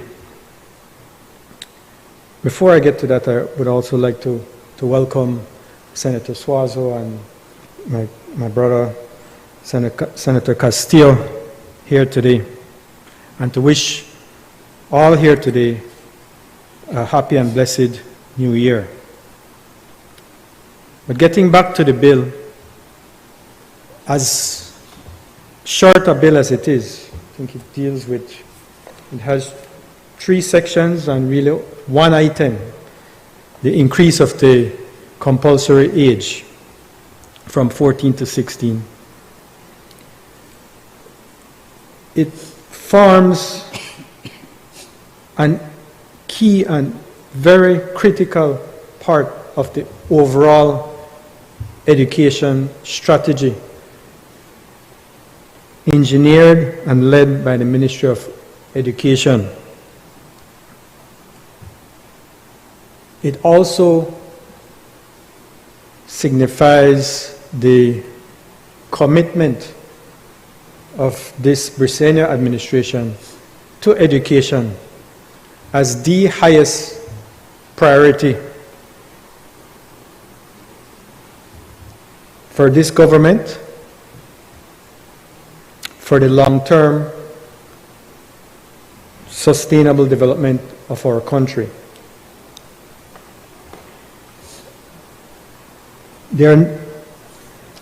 I think it's important to have a comprehensive look at education, look at the economy, having an understanding of what our goals and objectives are.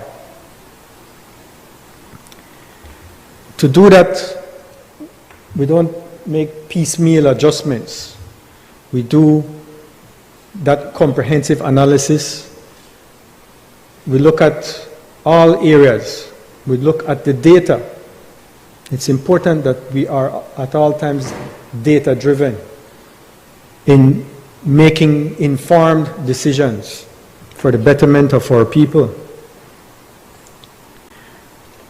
when we look at that, when we start looking at the data, it leads us to understand where our problems and challenges are and what we need to do.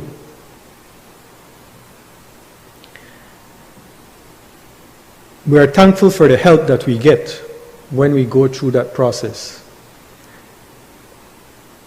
Senator Chanona highlighted the partnership and the work of the Millennium Challenge Corporation, and I would want to likewise express our appreciation for that support, that ongoing support.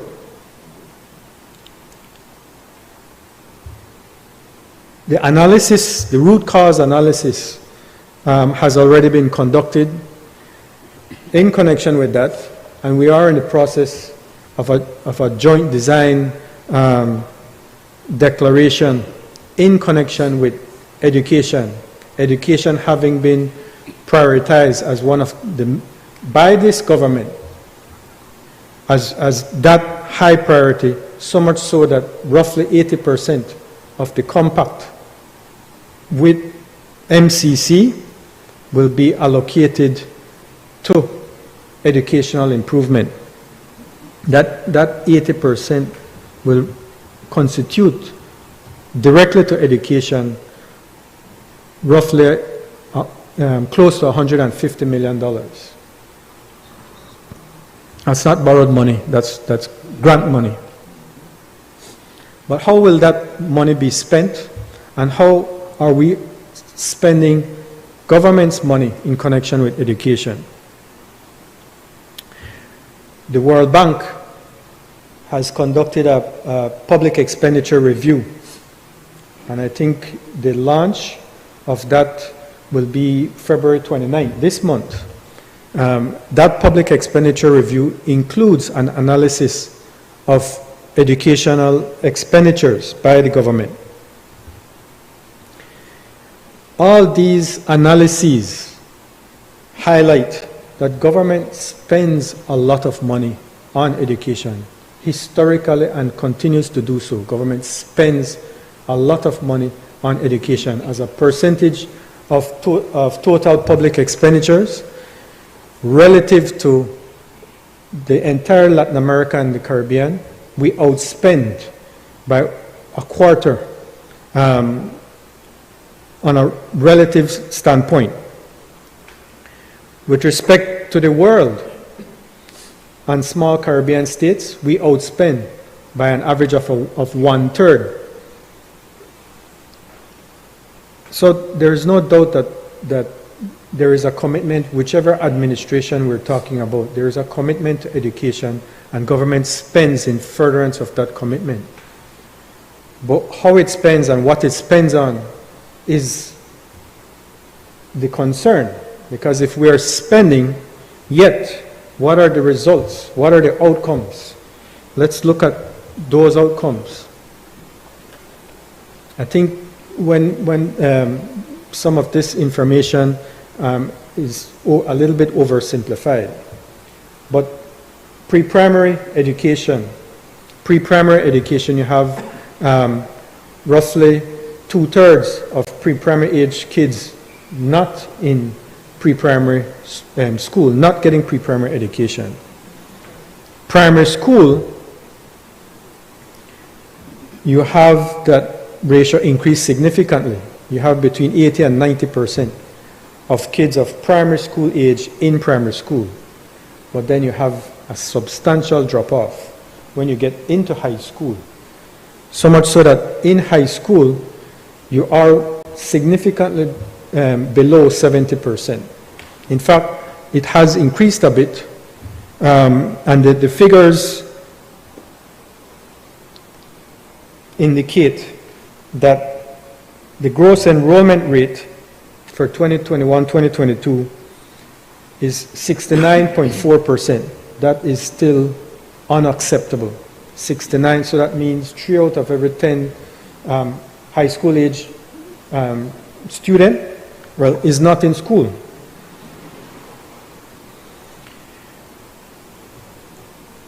Education is part of the story for a developing economy. You have to look at also the labor force and what is the impact that it has on the labor force, the opportunities for employment. And again, on data from a Statistical Institute of Belize figures, what we have as of 2021, 52% of the labor force has no form of post-primary education. So we're not, our kids going through primary school are not finishing high school. And what that means when they don't finish high school, they have trouble with skill required for the jobs that are available. There's a skills gap. There's a substantial skills gap. And that's what's been identified. That not only are kids not finishing school, but there's also a problem with the quality of education. And I know that I might be seen as a villain for saying this, but that low quality education ties back into not only about infrastructure, but the training of teachers. The teachers, in order to, or the students, in order to gain the quality of education, even if they go through high school, need to be properly equipped so that they can get the jobs that are available in this economy, in what is now being referred to as the fourth industrial revolution. But they are not getting that quality of education. So the result, the economic result, is that low quality education has led to a shortage of trained professionals in all industries in Belize. So it's not a small task that is before any administration when it comes to education. So spending the money is important, but it's important to spend the money efficiently and spending the money effectively.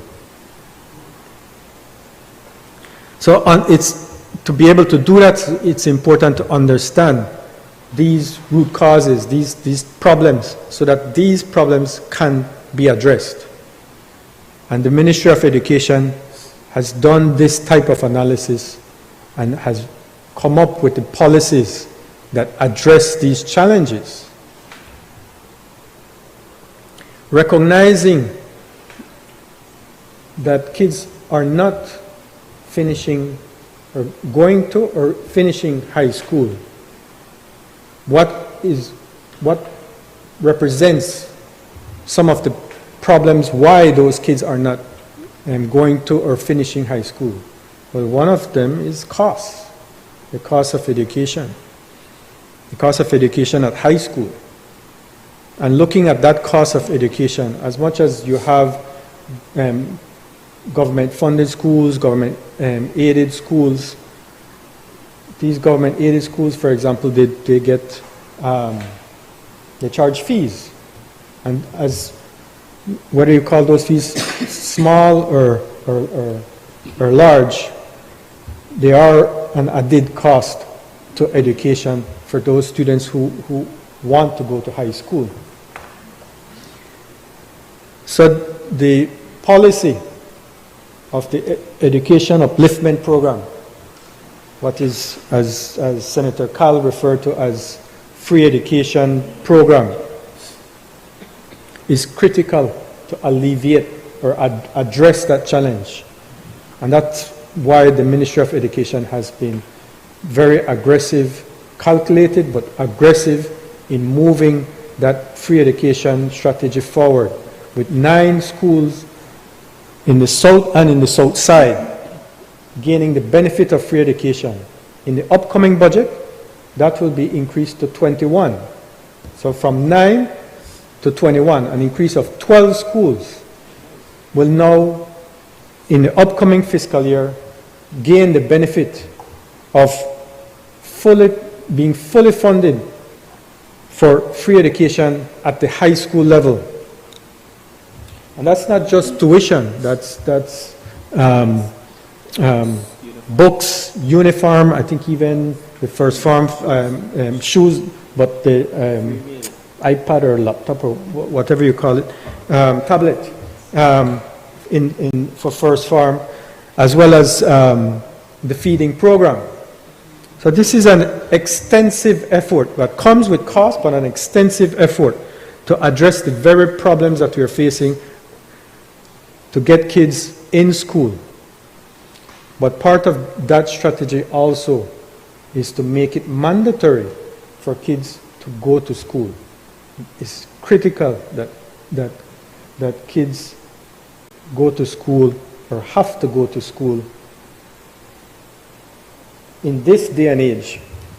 And that's where this legislation comes into play.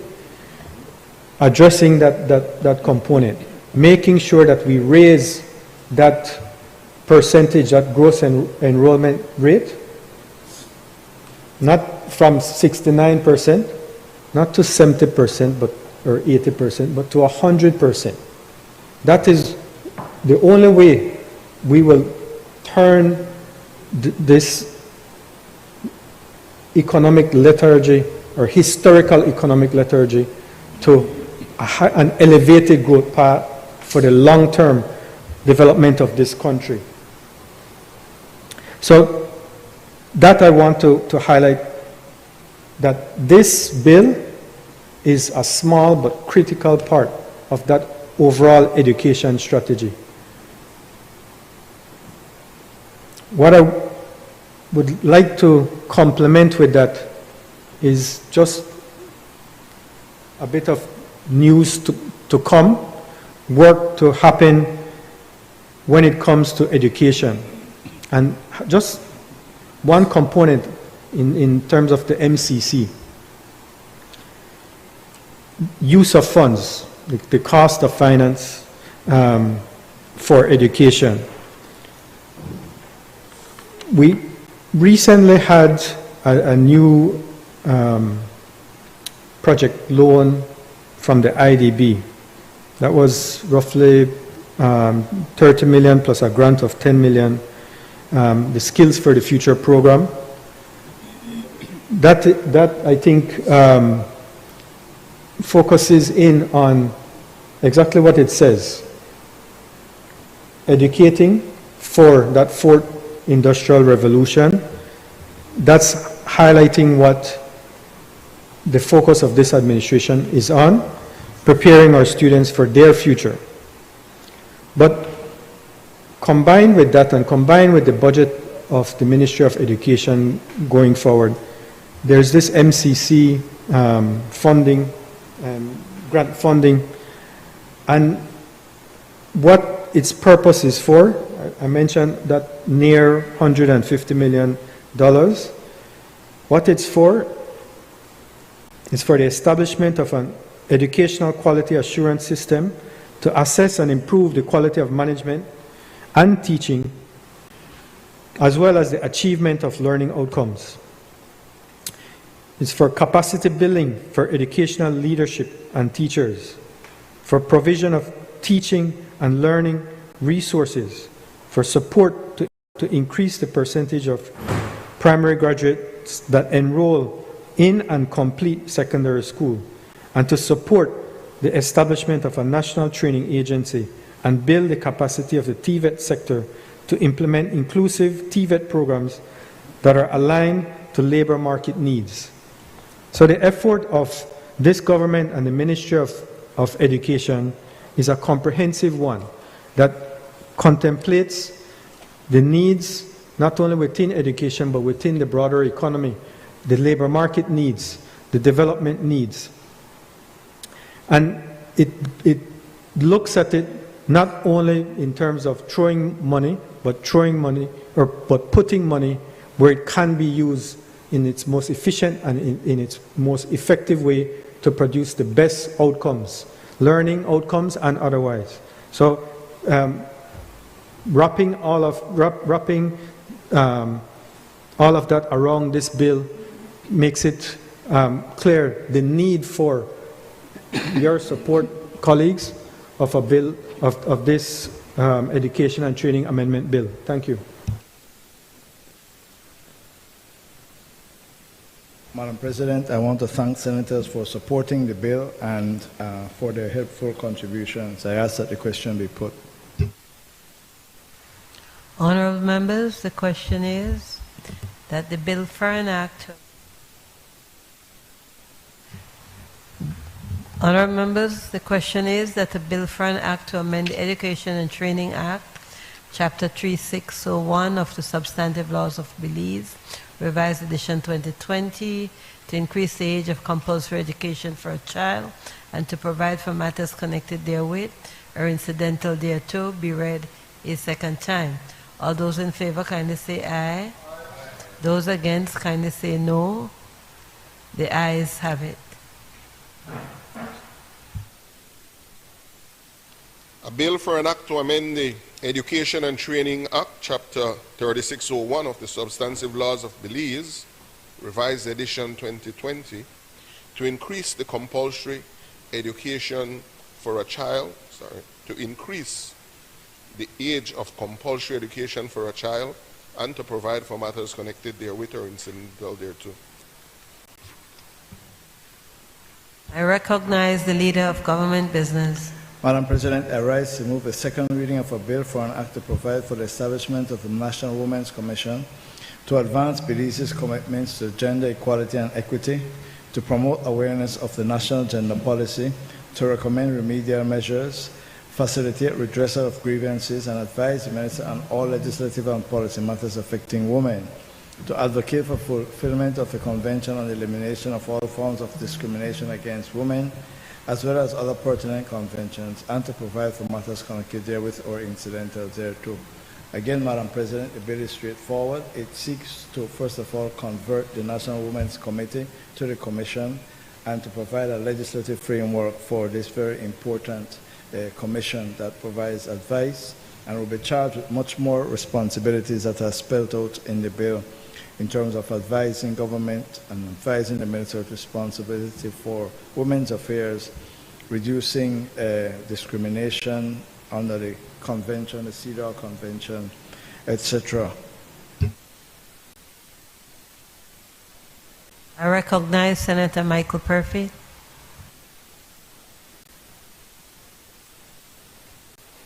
Thank you, Madam President. Wow. How can anybody, right, possibly object to something like that, right? Right? How can anybody possibly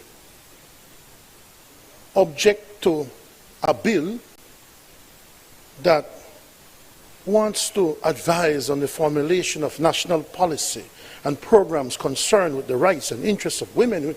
I mean, how can anybody, when you put it like that, object to this? Isn't it so? I mean, that's a good thing, you know.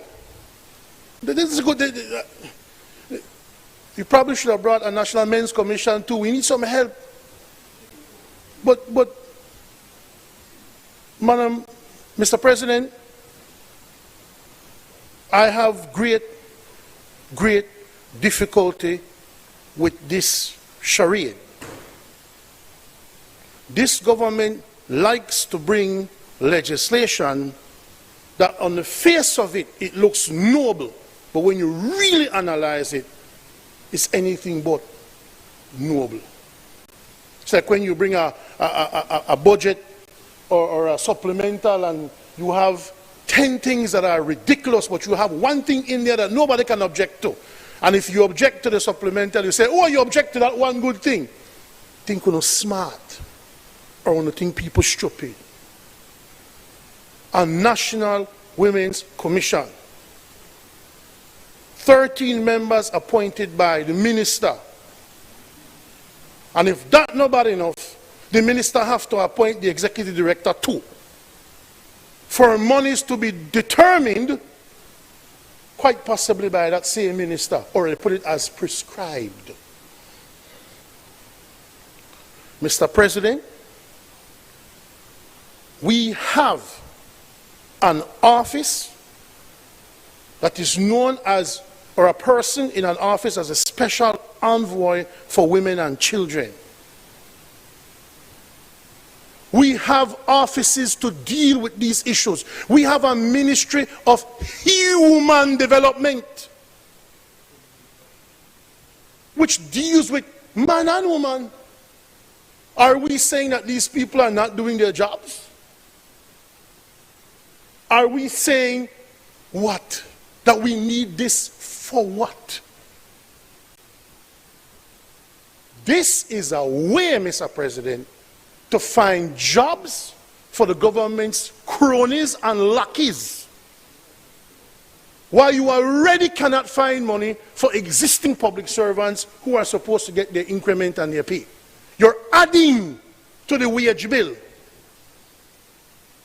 on the guise that you have an interest in the advancement of women. Mr. President, this is the budget. Under the Ministry of Human Development, there is a Women and Gender Services department, you know. A category that already does this. Its budget for this year alone is $912,853 with 17 staff.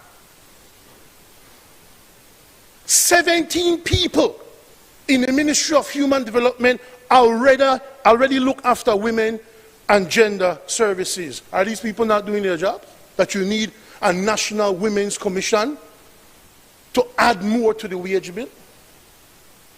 Since 2021, we'll say from March 2021 to 2022 for your first budget, $3,149,695 have been allocated for women and gender services, of which over $150,000 is just for consultancies.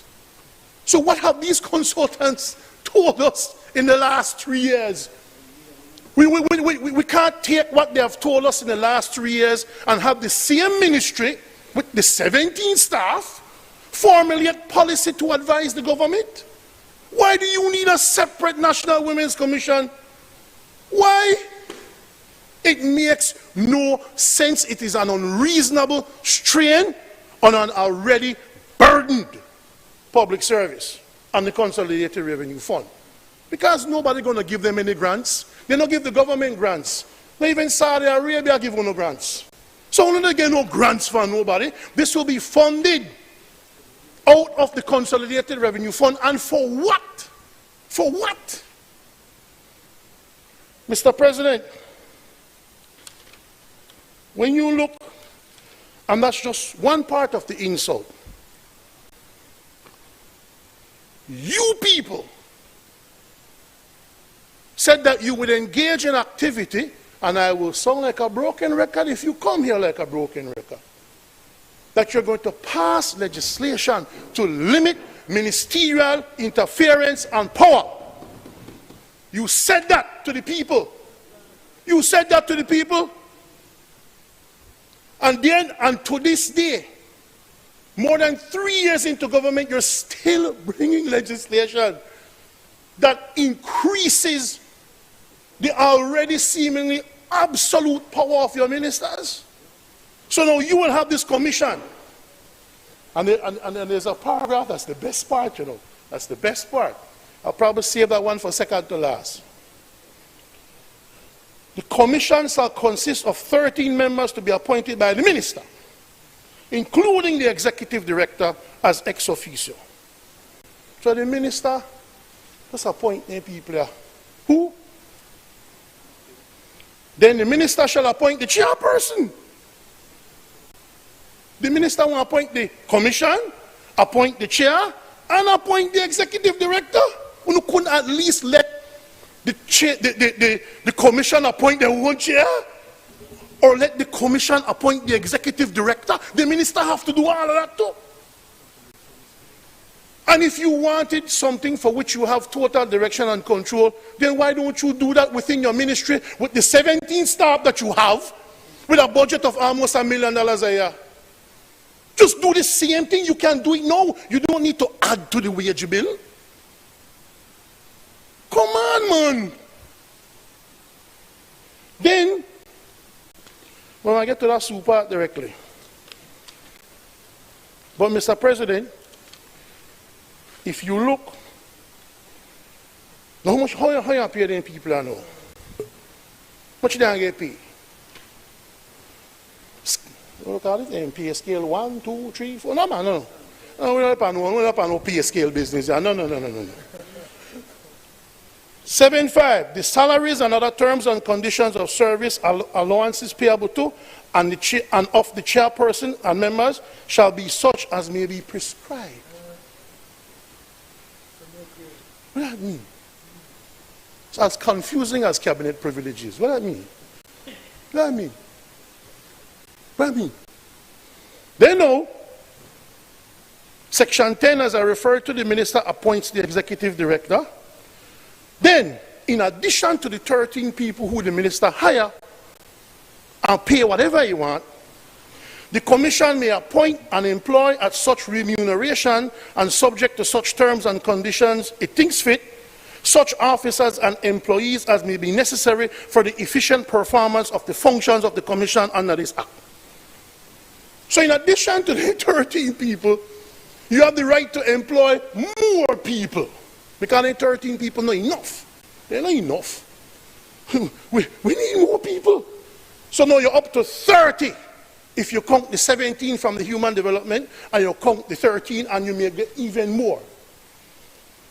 The salaries and allowances payable to the chairperson and members and administrative expenses, including salaries, allowances, and pensions payable to the officers and other employees, shall be paid out of the funds referred to in Section 13. Number 1, such sums as may from time to time be appointed by the National Assembly.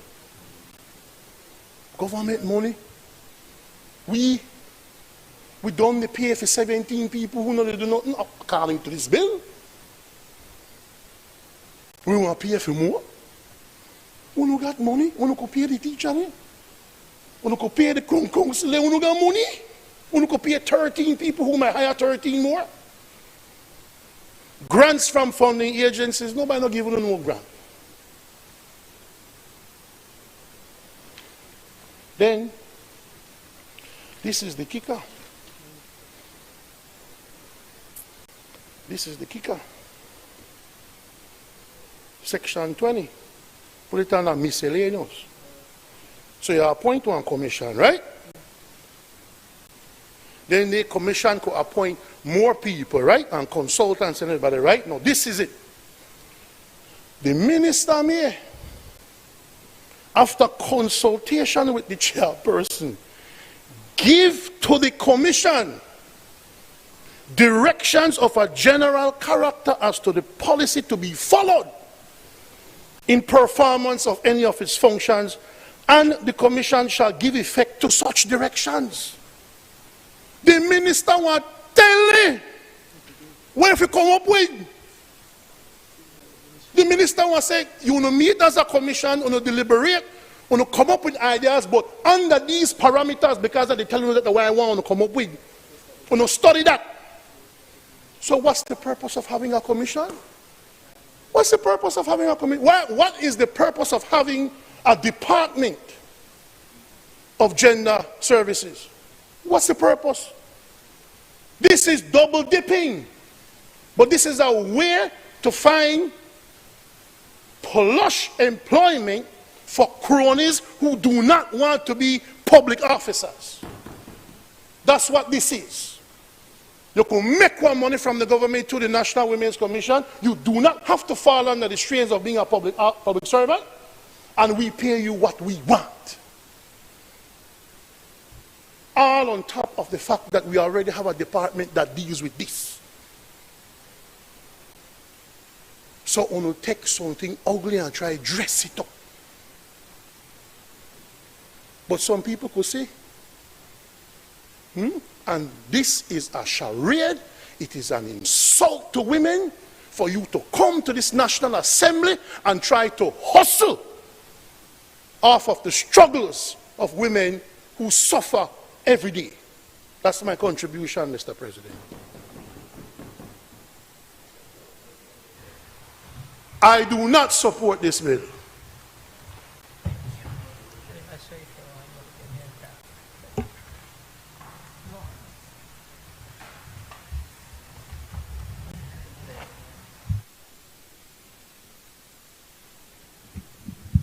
I recognize Senator Janelle Chanono.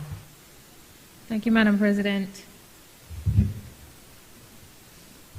We rise with a clarification in in reference to the 3.2 under Part 2 of the bill, consisting 13 members to be appointed by the minister.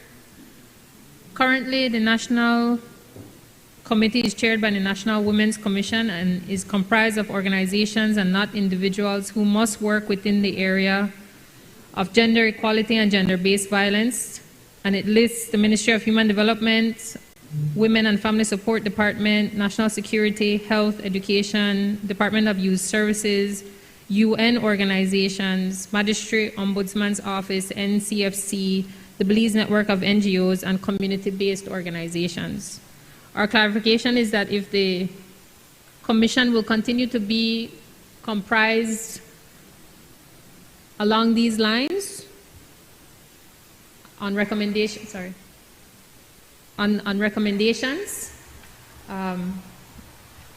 because we do feel that while others have an opinion in terms of a men's commission, I will wait for the men to organize that one, that it is important for the national women's issues to be addressed in a meaningful way. I cannot say enough about what that looks like, and I also note that increasing participation of women in leadership, including political leadership, is a core function as well. So that one day perhaps the minister referenced will not always be a woman because there is only one or two women in the cabinet, but that becomes because that person is best suited to take on that responsibility. But certainly we endorse the fact that this is a critical function and that it should continue, but we do ask for the clarification in terms of the composition, because while at some point it could be manipulated, because others have manipulated in the past, other initiatives indeed, but that the initiative here is actually comprised, as has been previously put together with groups. I don't think it's fair to say that the UN or other NGOs are serving any political function or are victim of any political manipulation. So that we would want to see that the issues that need specific address, and as chair of the Women's Parliamentary Caucus, we can certainly say that it's a function that we would like to also partner with the National Women's Commission to make sure that as parliamentarians we can play a role in addressing women's issues, so that moving forward we have that function being done.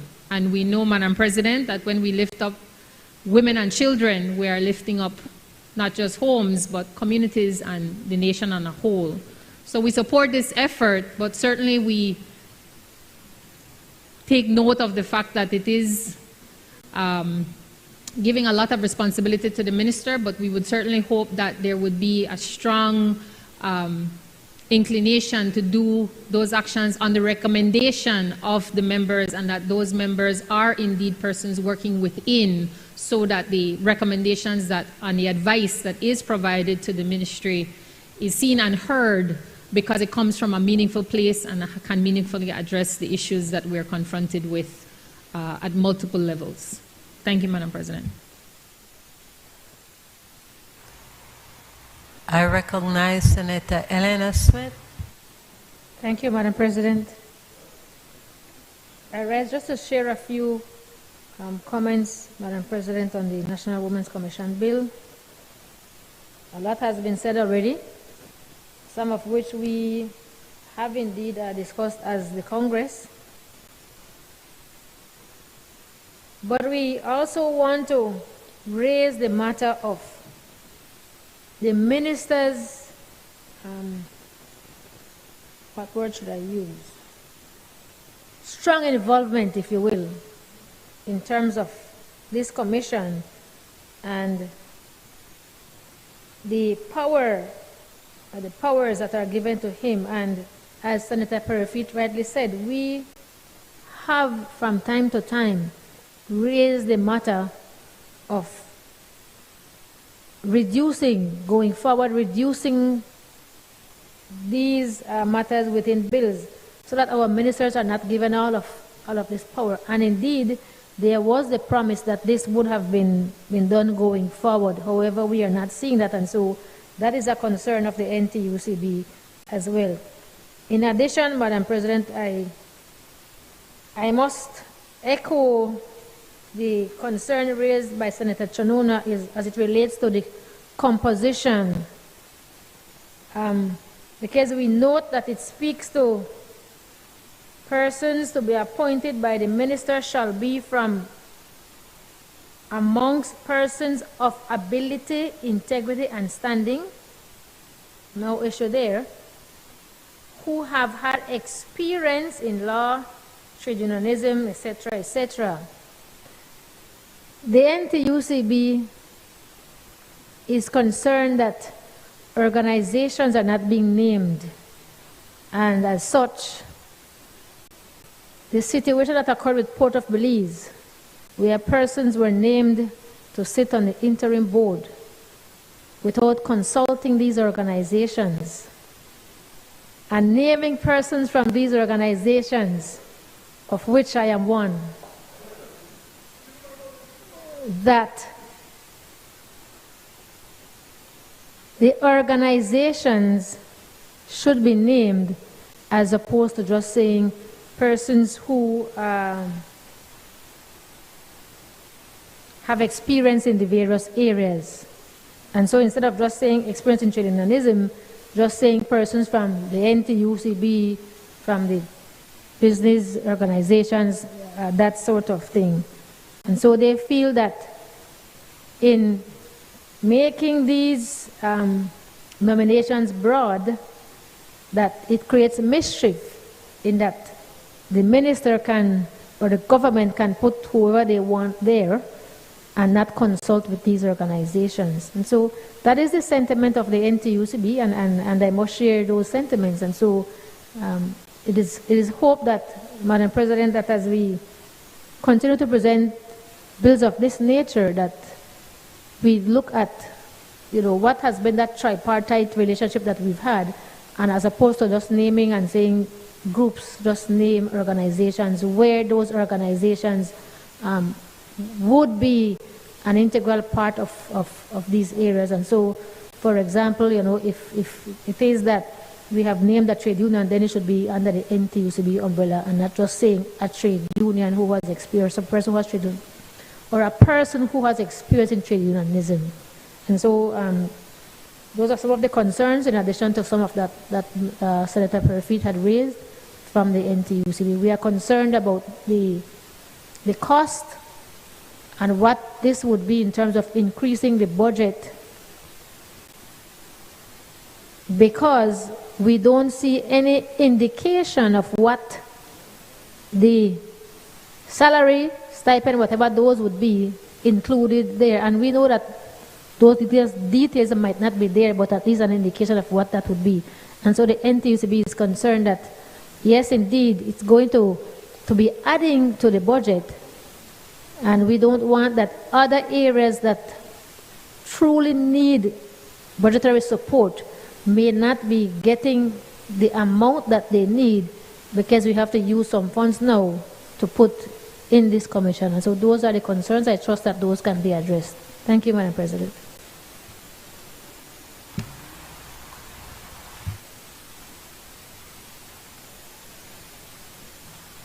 Madam President, the record now reflects with an amazement and an abundance of clarity who is against the woman in this country.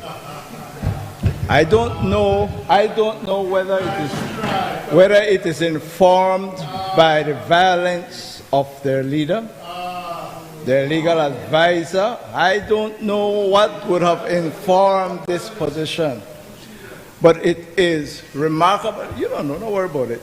It is remarkable, Madam President, that Senator Perry would address this Honorable Senate with his usual bluster in absolute ignorance that from the year after independence, 1982, the National Women's Commission exists. Be quiet, I will educate you. It's a difficult task, Swazo. Work with the man. Work with the man. That was used by somebody else. You have to put that in a quote. Madam President, in accordance with Standing Order 10.8, I move that the proceedings on the order paper be entered upon and proceeded with at this day sitting at any hour, though opposed. Honorable members, the question is that the proceedings on the order paper may be entered upon and proceeded with at this day's sitting at any hour. Though opposed, all those in favor kindly say aye. Those against kindly say no. The ayes have it. Thank you, Madam President. So, Madam President, I was simply making the point that when I listened to Senator Perry, I was disappointed that he did not know that from 1982, that's a lie. That's just another lie. That's just another lie. The National, correct him. The National Women's Commission has existed from 1982. The purpose behind this, Madam President. Can we be silent while the leader of government business is speaking? Thank you. The purpose behind this is very straightforward. To put the commission on a permanent legislative footing. It exists as a committee, appointed the members. It has a website, nwcbelize.org. It exists as a committee, as a commission, appointed by the minister. So this has been happening since 1982. We are now putting it in law. And we pretend as if it is something new and different. It has been operating with a budget from the Ministry of Human Development and Women's Affairs, and now we are putting it in legislation. But what Senator Perry did not advert to deliberately is the provision that the Commission now, as a matter of law, and I'm referring to Clause 5,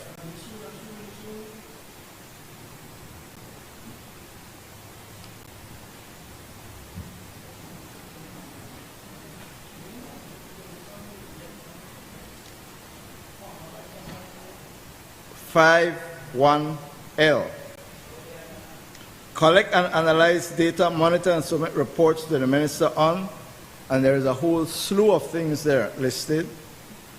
Look at R, make periodical reports to the minister on any matter pertaining to women, in particular, various difficulties under which women work. And then 2, the minister shall cause all the reports referred to in subsection 1, L and R to be laid before the National Assembly, along with a memorandum explaining the action taken or proposed to be taken on the recommendation and the reasons for the non-acceptance, if any, of any such recommendations. There is now a legal obligation for the work of the Commission in terms of its advice, its recommendations, and its report to be brought to the National Assembly. That is what it's doing, trying to make the work more transparent, Senator Perry.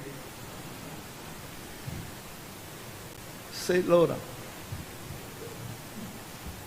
The appointment of the executive director. There's an executive director now. Nothing new. Somebody's operating the place. We're now enshrining it in law so that it has a legal basis. Nothing new. Finance, accounts, and audit. Clause 14. The budget has to be presented to the financial secretary and the Minister of Finance so that it can be included in the annual budget of the country.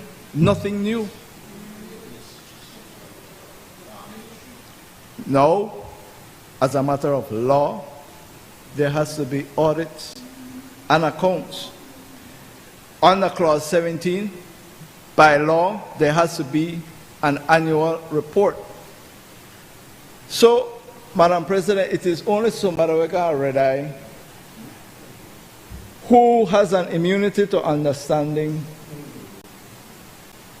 who clearly has an allergy to advancement, transparency, and openness, would oppose making the National Women's Commission a lawful, legally established commission with all its powers, responsibilities set out in law, its budget and finances having to be brought to the National Assembly as a matter of law.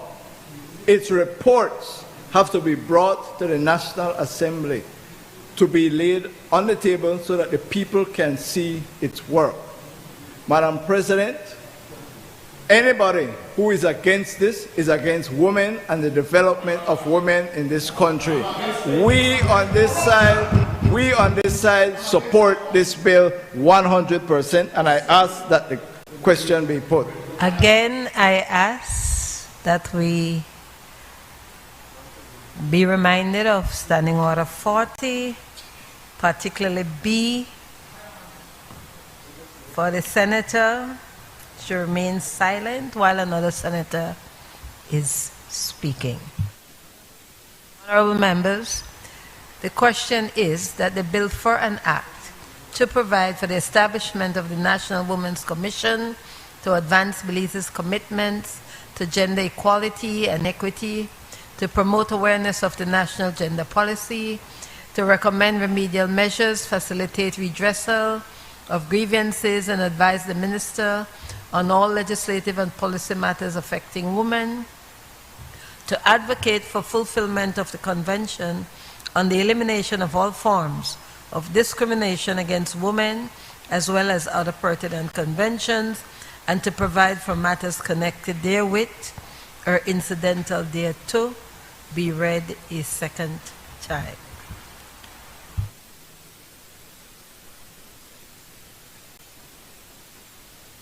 All those in favor, kindly say aye. Aye. Those against, kindly say no. The ayes have it.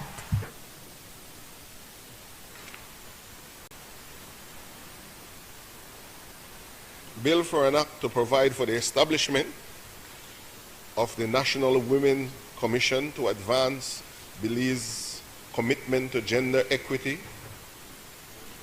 equality and equity, to promote awareness of national gender policy, to recommend remedial measures, facilitate redressal of grievances, and advise the minister on all legislative and policy matters affecting women, to advocate for the fulfillment of the Convention on the elimination of all forms of discrimination against women, as well as other pertinent conventions, and to provide for matters connected therewith or incidental thereto. I recognize the leader of government business. Madam President, I rise to move the second reading of a bill for an act to amend the Families and Children Act, Chapter 173 of the Substantive Laws of Belize, Revised Edition 2020, to clarify the obligation of a spouse to maintain a non-biological child of a marriage, to change the name of the committee from the National Committee for Families and Children to the National Commission for Families and Children, and to provide for matters connected therewith or incidental thereto. Madam President, as the long title of the bill says, the first thing is to clarify the obligation on men to maintain their children. And so every man is required to maintain his own children and the children of any child of his, where such children are unable to maintain themselves. So essentially your grandchildren, an obligation on you to maintain your grandchildren. If that is the law, that is the law. If that grandchild is unable to maintain himself or herself, or is ill and cannot be located, then the obligation to maintain arises. Let me repeat. In respect of the grandchild, it is only where the father or mother of the child is ill, cannot be located, or are unable to maintain themselves. So, a father must maintain his child. With respect to the grandchildren, that obligation rests on the mother and father to maintain that child.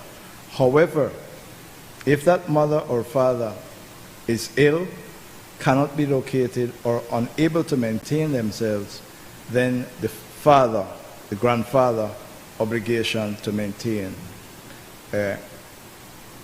is imposed.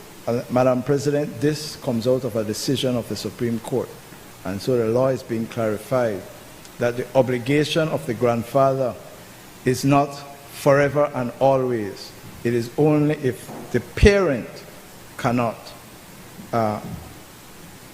maintain the child in these circumstances.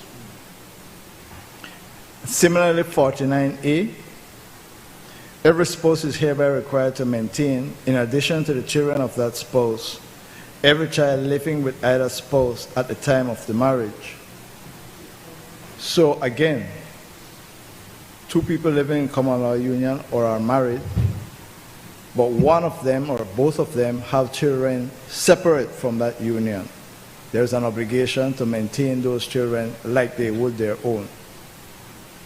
And for the purposes of this section, spouse includes a party to a common law union. This obligation to maintain a child who is not your direct descendant shall cease in the case of marriage.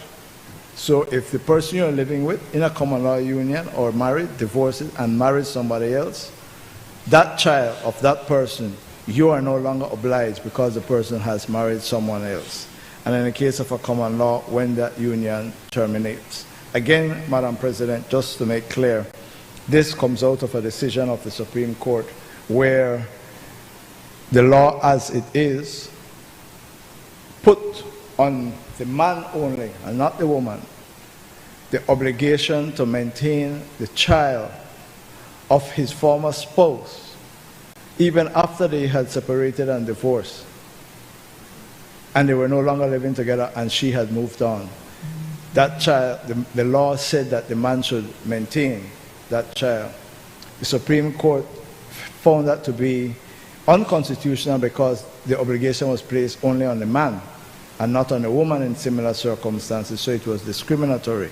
And so the law here is seeking to clarify the position to put the obligation on the man and the woman in these particular circumstances.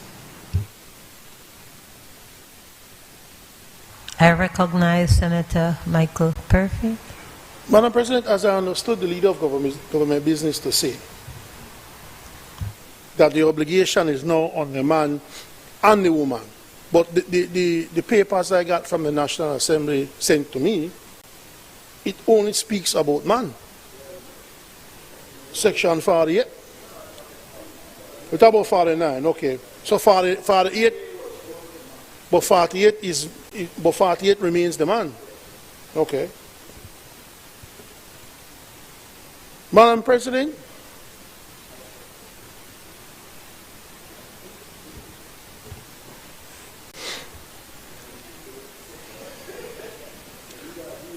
I do not support.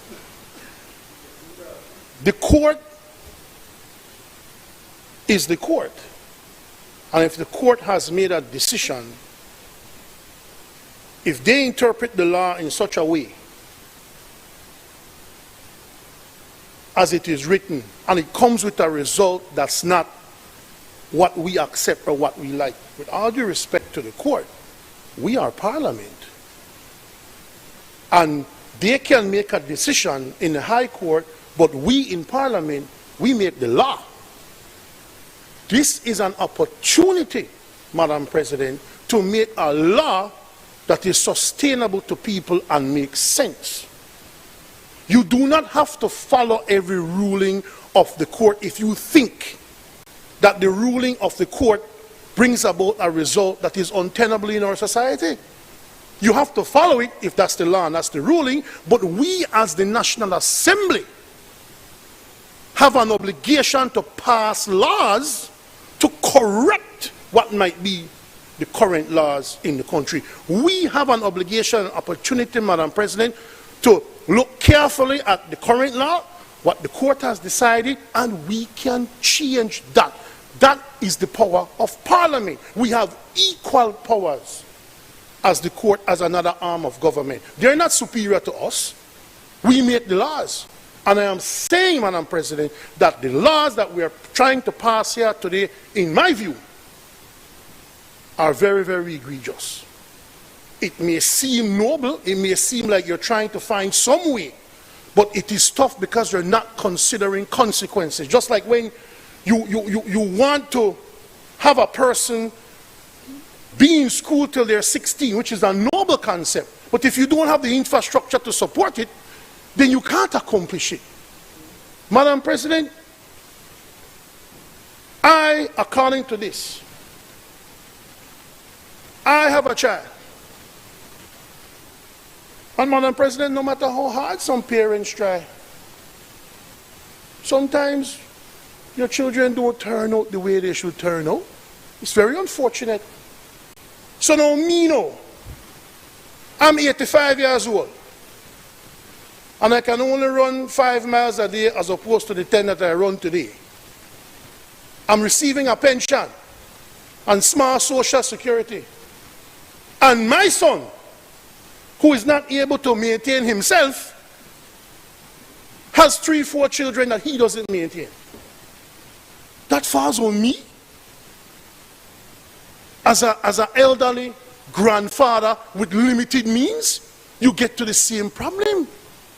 How can you expect people to take on the responsibilities of another human being? You know, Madam President, the great dealer, once you coined a phrase, like he's the first person I heard it from actually. If you dead, then I'll bury me, you know. If you have a child as an adult, your responsibility is for that child. You cannot transfer that to another individual. By law, usually as custom, Madam President, we in our society, grandparents play a huge role in the rearing and caring for children. But now you're making it by law that they have to. How can you put that? We have an opportunity. I don't care if that's the law now. I don't care if that's what the Supreme Court or the High Court said. We have an opportunity to fix it. No, we're Parliament. And we need to ensure that we don't burden grandparents to have a law that mandates them to look after children that they didn't make. No, if the grandparents don't look after them, who will look after them? Well, that's a good question. But what if the grandparent himself, because only the man, what if the grandfather himself is not able to maintain himself? Huh? What if I'm in a home where I need care? I'm not even able to maintain myself. How will I maintain grandpicnic? That's a serious obligation you're putting into people, and you better make sure you have the infrastructure to save it, to allow it to happen. Because if people can't do it, then you're not solving the problem with this piece of legislation. So the 85 now, Mr. Perryfield can lock you up, you know. Why, sir? Well, your grandpicnic will not maintain. You know what I'm saying? You have a grandpicnic where I not maintain. I worked hard and maintain my children. If my son can't maintain for his child, then lock him up. Or make him pay. Why do I have to pay? That we have an opportunity to have the law reflect that undoubtedly. Change it. It did this. I don't care what no court say. I don't care. Change it. Make it make sense. Madam President, the second part of it, we have to make it make sense too, you know. We have an opportunity to make the law say, I have a child. I get into a relationship with someone. We get married or one day have a child. If you mandate me then to look after that child, then the biological father is what? Off the hook? He has no responsibility now then. And so if I have 3 or 4 baby mothers, I just have to hope that 3, 4 and they find new man. And that way I have no responsibility for my no picking at all. That cannot work. That cannot make sense. If you make a child, whether that child's mother is in a relationship with another man or married to another man or not, you still have to maintain that child because that's your child. Not to put your responsibility of rearing children on another man. You for mind your picnic, whether they are with you or not, or whether the mother of that child is with another man. It is, I don't know. I don't know where they get these concepts from. It's amazing. We have an opportunity to make this thing make sense. And I think, Madam President, there is might be a little drafting error. It says every spouse is hereby required to maintain, in addition to the children of that spouse, every child living with either spouse. So there are 2 categories of children. There's my biological child, and there's the child of who I'm with. 2 categories of children, just for the sake of construction. Because it says the obligation of a spouse under subsection 1, which covers them together, in the case of a marriage upon judicial separation or divorce, shall end. But it cannot mean that your obligation to maintain your biological child ends. Even if you bring a child to a marriage, and that woman brings a child to a marriage, you separate or you divorce, you still have to maintain your biological. No. The exception should be only to be. I think that is the intention of the no man. It says here, the obligation of a spouse under subsection 1, the whole subsection 1. Man's spouse in relation to any person means the husband or wife.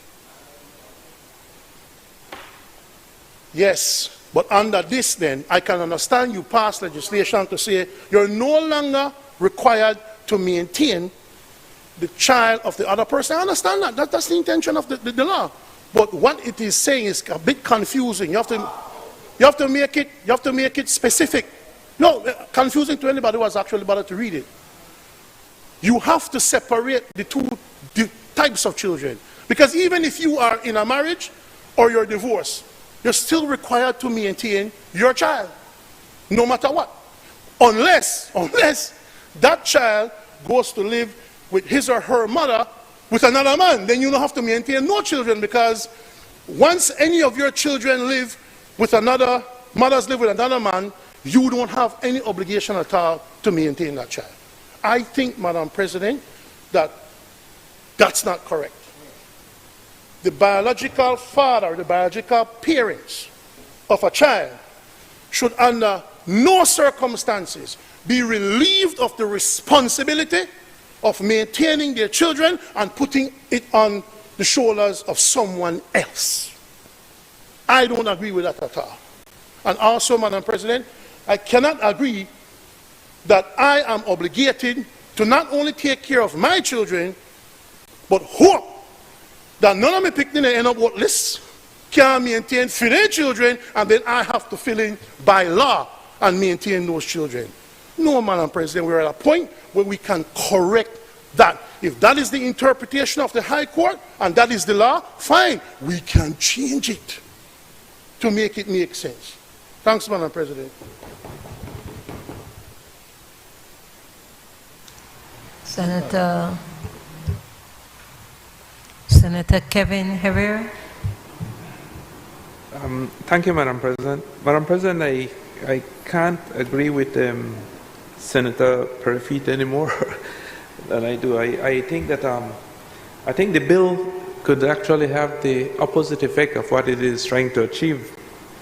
I know that there seems to be an effort to secure the well-being of children, and I think that is a noble effort. I think that in the instance of the grandparent, where it becomes mandatory that they maintain children, where their children are unable to, whether through loose lifestyle practices or whatever it is, I think is extremely unfair. And this is where I think perhaps maybe a better approach to that could have been that the state, through the grandparents, the state financially supporting those kids in that type of situation, perhaps through the grandparents, would have been a better approach. I think that Senator Perifete is right. Is when grandparents are in their retirement and may not be earning any type of substantial income, maybe a pension or something, maybe their savings, that could be depleted very quickly if they have to get into that whole child rearing exercise or obligation again. So I think that's certainly an area that needs to be addressed, very important area to be addressed. And the other part of it, Madam President, I think that to ask someone who goes into a union to be legally obligated for children that they're not the biological parent for, to me is a little unfair, and to me really lets the biological parent of that child off the hook. And in no way should the biological parent be not obligated to take care of his or her children throughout the years when those children need to be taken care of, through the age of 18 or through school or whatever it is. But I think that is extremely important. And I think that this type of approach, Madam President, will actually, in my view, lead people to avoid that type of situation, because it really brings a burden and an unfair responsibility to persons. I understand completely that there's a need to take care of children, there's a need to take care of the vulnerable, there's a need to make sure that the welfare of children is looked after and secured. But I also think that we have to be fair in the process. And I think that the way this bill is presented, I think will not achieve what it seeks to achieve. Thank you, Madam President. I recognize Senator Janelle Chinona. Thank you, Madam President. I think this is the type of national conversation that we should be having, because as we're hearing, this has implications across the board. Because when you get into the issue of fairness, to segue from Senator Herrera's comments, then it also raises a dynamic of, well, for the state and for the taxpayer, is it quote unquote fair that children are born to the mercy of the world, abandoned by everybody, and then the taxpayer has to then meet the needs of those children? So I am grateful for this opportunity that this judgment from the court has triggered it. I think we can all look at examples, but I do think this would have been an opportunity to have some type of conversation, some type of, let me know when you finish.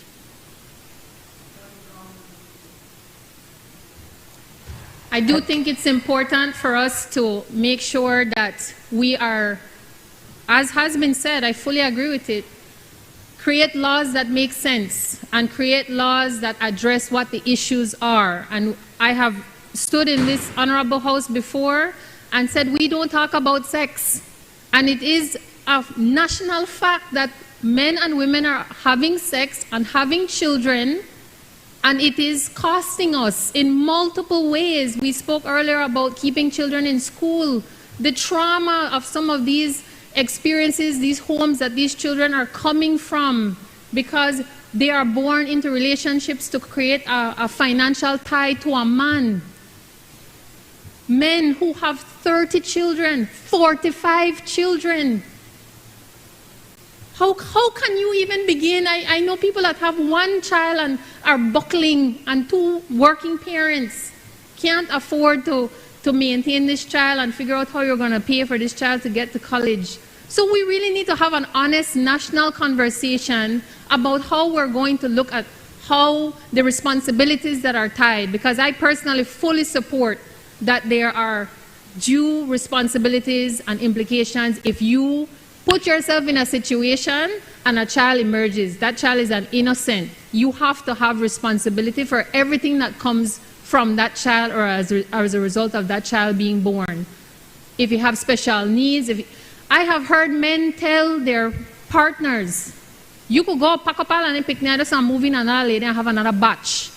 We cannot as a society endorse this dismissive air to responsibility. And I think if more responsibility was attached to sexual relationship and unsafe sex or unprotected sex, then that can't fall to taxpayers either. And certainly that cannot be borne by the innocent children who then have to figure out their way in this world because they were unwanted or because they thought that if I get one baby for so-and-so, I set and I have to work.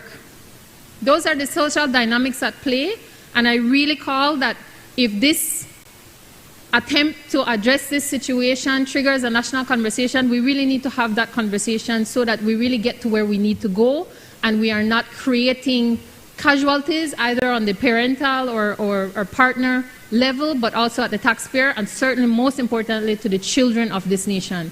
We really need to recognize that if we are creating children or creating situations where children, the future leaders, the future teachers, the future everybody, are damaged or incompetent because of the situations they are being born into at dramatic levels, we really need to get serious about where it is. And I will tell you, Madam President, it is a sad fact that more and more the state is having to fill the role that traditionally grandparents, aunties, cousins have taken in children who find themselves in this situation, but more and more, for multiple reasons, children are being abandoned by their families, 2, 3, getting into these orphanages, and really that is a problem that we really need to recognize and address, because that is not being naturally done in the way that traditionally our society adopted children to keep them into the home and to keep that biological connection there. And I'm sorry that some people think that's a laughing matter, but it's really serious. Thank you. Madam President, sorry. I missed you, Senator Elena Smith. I recognize Senator Elena Smith. Thank you, Madam President. I know we want to get out of this heated discussion. But, Madam President, and Leader of Foreign Business can correct me if I make any mistakes in terms of the original law. But in discussing this bill, Madam President, we looked at 48, most of 48 comes from the original bill. right? And we thought that the way this was written, we have to pay attention to what life was in the earlier days. We had women who stayed at home, took care of the home, and then mostly it was the men who were working, and so the men were responsible for everything. The case that triggered, I believe, the amendment to this bill was the one with Steve, how do you pronounce his name? Right, where in that case, if I am correct, it was a matter of him being held responsible for taking care of children that were not his. So it wasn't his biological children. And so it was to correct that, or it was to address that unfairness, if you will, that as a man, I am being obligated to take care of children that are not mine biologically. And so, they have a father who can take care of them. I'm no longer with the mother, that sort of thing. So that portion, we understand, was deleted to correct that decision by the courts. However, the existing portion that still remains here is the issue. Because as we've heard, we are saying that the father of a child, and the mother of course, should be held responsible. But the law as it was and as is now is holding the grandfather responsible in the event, under certain circumstances, that if the father cannot care for these children because of ABC, then the grandparent, the grandfather, should do so. And I look, Madam President, at, for example, my own father, who passed away about a year or so ago. He was, 92 when he died. He had one son. So just imagine my brother had children that he didn't take care of. My grandfather, who was 92, 91, based on this law, because this was a law back then, could have been held accountable for any child that my brother didn't take care of. Am I correct, leader? Because that was the law. And so how then could my poor father, the grandfather of these children, not working anymore, being 90, 91, 92, be able to take care of these children? I fully endorse the comments of my colleagues because, yes, we want to ensure that our children are taken care of. We want to ensure that when children are made, they are not left to fend for themselves, because as a parent, and in this case as a father, I decide that I have moved on from your mother, so I have nothing to do with you. I don't need to take care of you. That is fully understood, that we want the children to be taken care of. But from the perspective of the NTUCB, we believe that it is putting the burden where it ought not to be. Not on the grandparent, it should be on the parent. And so 48 then is an issue for us. And while 49, looks at both parents or spouse, both whether you're a husband or a wife, it then relieves you, based on what we are reading, it relieves you once there's that separation, you are relieved of certain responsibilities. And so as Senator Perifit was saying, it may be from our end that we are reading it incorrectly, but what we are gathering is that that obligation is set on one side, set on the men. But if you are separated, then you are free. And at no point in time we want for our fathers to believe that once you separate from your spouse or even the mother, that you no longer have a responsibility. While we may understand that that might not be the intention, or that is not the intention, I think that maybe the way it is worded, the way it is written, just following behind 48, may cause some misunderstanding of the intent or the true meaning of what it is saying. And so leader of government business, you may be able to enlighten us, but this has caused a tremendous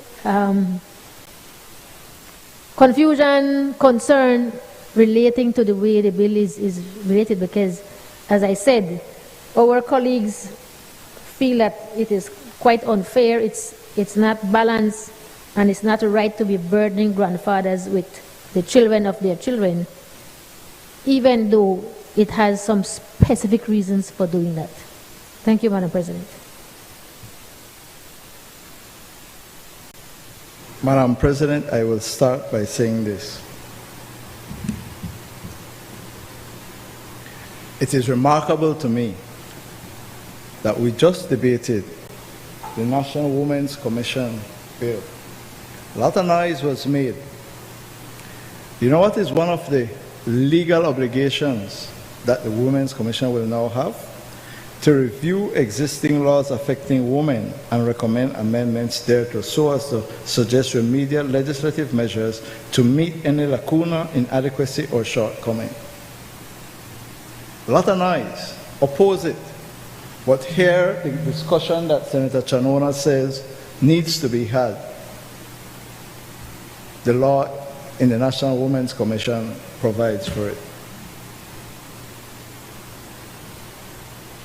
Madam President, Senator Smith's analysis of Section 48 is quite right.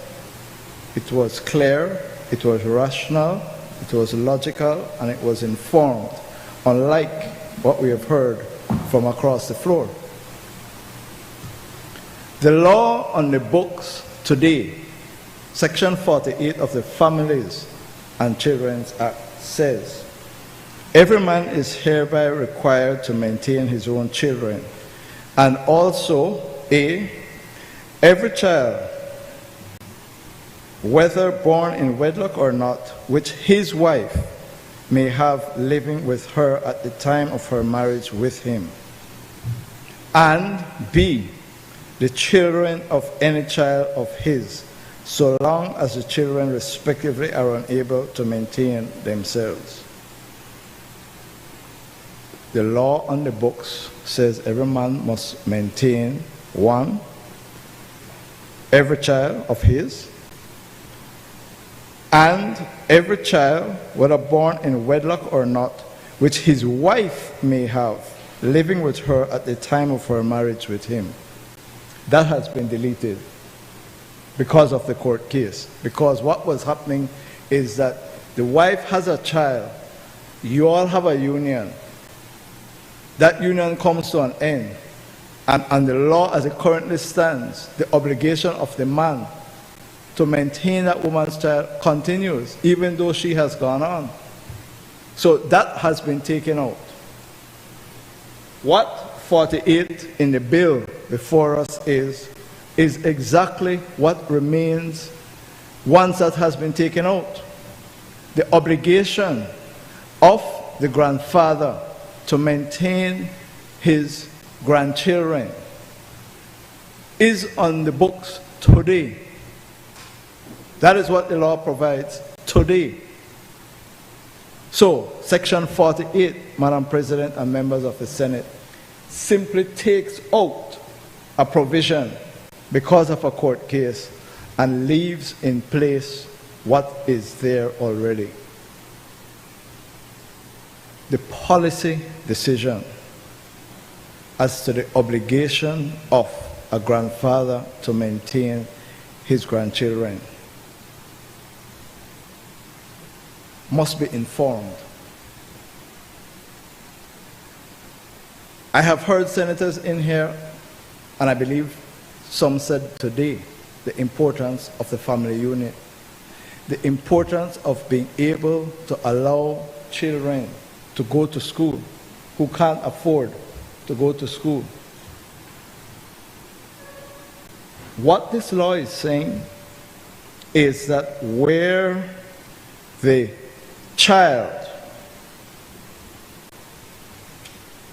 let me read it, an obligation of a man to maintain the children of any child of his grandchildren, only arise where the father or mother of the child is sick, cannot be located, or unable to maintain themselves.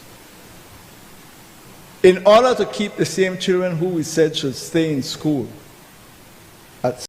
until 16, if their parents are sick, or cannot be located, or the parents can't maintain themselves, there is an obligation on the grandfather to maintain. Madam President, the law on maintenance of spouses, of children, is well developed.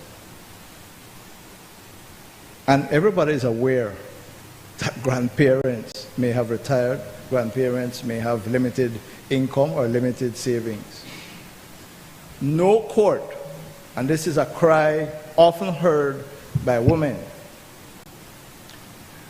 in order to make a maintenance order, there has to be an assessment of means and capacity to pay. So nobody will go to a grandfather and say, this picnic needs $1,000 a month paid. Grandfather wants to hold on, my pension at $700. I have rent, I have light, I have water, etc. So the maintenance payment by the courts, who are experts in this, do an assessment of the capacity of the grandfather to pay. So, this notion that they are bankrupt, these poor grandfather at 92, etc., will not arise because the courts deal with this on a daily basis. And in fact, you hear many women complain that the maintenance order are only $20 and $30, and the man have next woman, the man they drink, etc., etc. They are complaining that it's too low. So I think it is only reasonable to appreciate that the obligation here is in order to ensure that children who are vulnerable because their parents are sick, cannot be located, or are unable to maintain themselves, there is another family member who is looked at before the state has to step in. And that is the purpose of that legislation. And I repeat, it's already on the books. 49. And I should just say this. 49 itself, Madam President, in the law on the books, just like how 48 imposes a duty on the man to maintain his child, the next section, 49, imposes a duty on the woman to maintain her child and his child. 49A should not be read in isolation. There is nothing in 49A that says that the man is no longer required to maintain his child, that the mother or the woman is no longer required to maintain the child. It says every spouse, so it doesn't say parent, every spouse is hereby required to maintain, in addition to the children of that spouse, every child living with either spouse at the time of the marriage. So, 48, the man must maintain a picnic. 49, the woman must maintain a picnic. 49A is dealing with a different scenario. It is saying that if Tom and Mary come together, whoever bring whatever picnic into that relationship, they are obliged to take care of those children. That is what it is addressing. 48, the man must maintain the child. 49, the woman. 49A is saying when you come together and you bring your children from different partners, that unit is required to maintain those children. And 49.3 goes on to say it comes to an end when that union comes to an end. That is the purpose and intent, Madam President. I think it is pellucid, I think it is commendable, and it fosters the intention and purpose behind this legislation to support and strengthen and maintain family unit and to protect vulnerable children. I commend the legislation to the Senate. Honorable members, the question is that the bill for an act to amend the Families and Children Act, Chapter 173 of the Substantive Laws of Belize, Revised Edition 2020, to clarify the obligation of a spouse to maintain a non-biological child of a marriage, to change the name of the committee from the National Committee for Families and Children to the National Commission for Families and Children, and to provide for matters connected therewith or incidental thereto, be read a second time. All those in favor kindly say aye. Aye. Those against kindly say no. The ayes have it.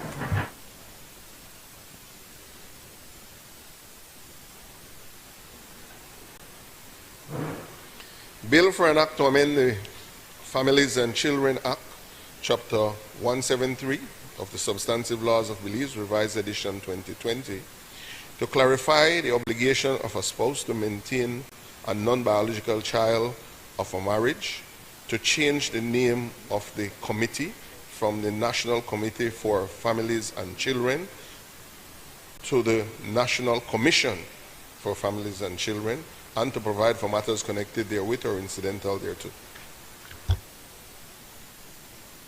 I recognize the Leader of Government Business. Madam President, I rise to move a second reading of a bill for an act to amend the Harbors and Merchant Shipping Act, Chapter 234 of the Substantive Laws of Belize, Revised Edition 2020, to provide for the regulation of mariners, to provide for the requirements to show financial capabilities of foreign vessels to sustain lawsuits and other liabilities, and to provide for matters connected therewith or incidental thereto. Madam President, the law here is proposing to provide the power in the minister to insist that vessels coming into Belize have some form of security in the event that an accident takes place within Belize, because that vessel is going to want to leave as quickly as you can, and therefore the proposal here is that a bond from an insurance company up to $1 million will be required. And then secondly, Madam President, it is to provide power to make regulations to regulate mariners. The regulation of mariners shall be done in a coordinated and concerted manner with the Department of the Environment to mitigate the environmental impact as a result of construction, manufacture, design, licensing, registration, or maintenance of mariners. Madam President, I ask that the question be put. Honorable members, the question is that the bill for an act to amend the Harbors and Merchant Shipping Act, Chapter 234 of the Substantive Laws of Belize, Revised Edition 2020, to provide for the regulation of mariners, to provide for the requirement to show financial capabilities of foreign vessels to sustain lawsuits and other liabilities, to provide for matters connected therewith or incidental thereto, be read a second time. All those in favor kindly say aye. Aye. Those against kindly say no. The ayes have it.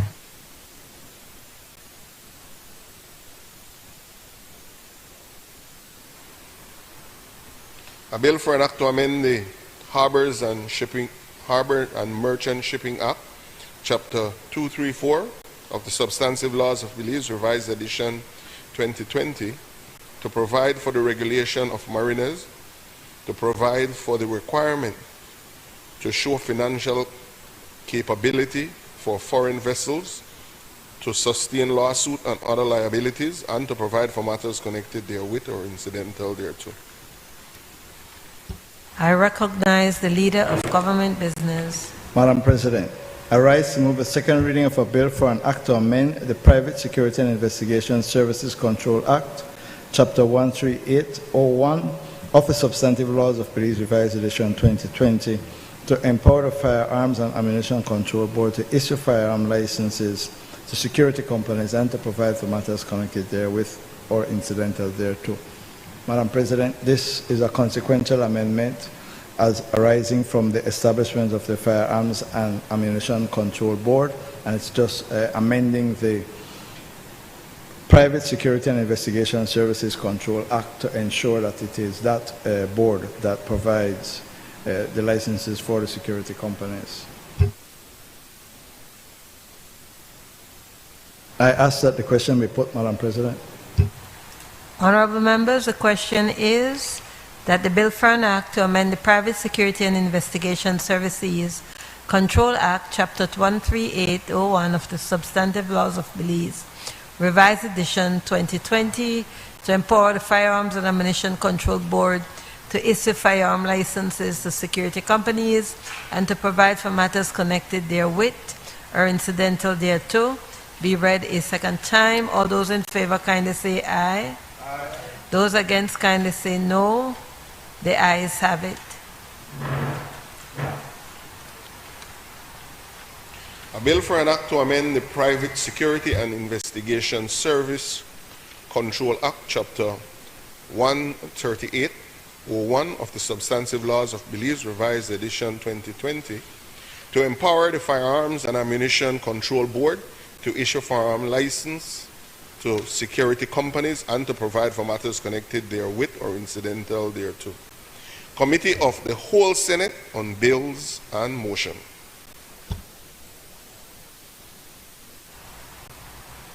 Honorable members, in accordance with Standing Order 68A, the Senate will now resolve itself into the Constitution and Foreign Affairs Committee, a committee of the whole Senate, to consider the motion referred to it, and thereafter, in accordance with Standing Order 54, the Committee of the whole Senate, to consider the bills that were read a second time.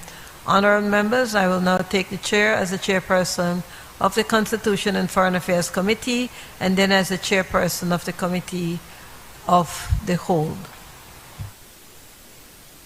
I will ask the visitors to please clear the gallery at this time.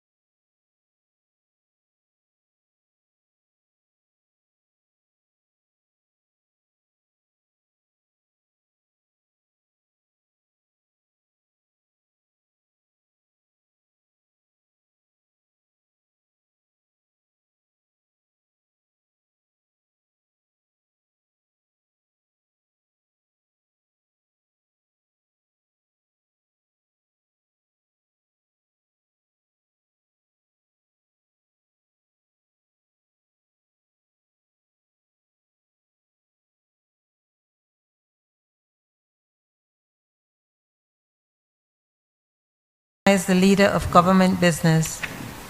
Madam President, the Constitutional and Foreign Affairs Committee has met and considered a resolution authorizing the ratification of the amendment to paragraph 2 of Article 25 of the Treaty for the Prohibition of Nuclear Weapons in Latin America and the Caribbean, Motion 2024, and has agreed that it be returned back to the Senate for adoption. I therefore move that the question be put. Honorable members, the question is now therefore be it resolved that this Honorable Senate authorizes the government of Belize to ratify the amendment to paragraph 2 of Article 25 of the Treaty of Tlatelolco. All those in favor kindly say aye. Those against kindly say no. The ayes have it. Reporting and third readings of bills. I recognize the leader of government business. Madam President, I rise to report that the Committee of the Whole Senate has considered a Summary Jurisdiction Offences Amendment Bill 2023 and the Criminal Code Amendment Number 2 Bill 2023 and passed them with amendment. I now move that the bill be read.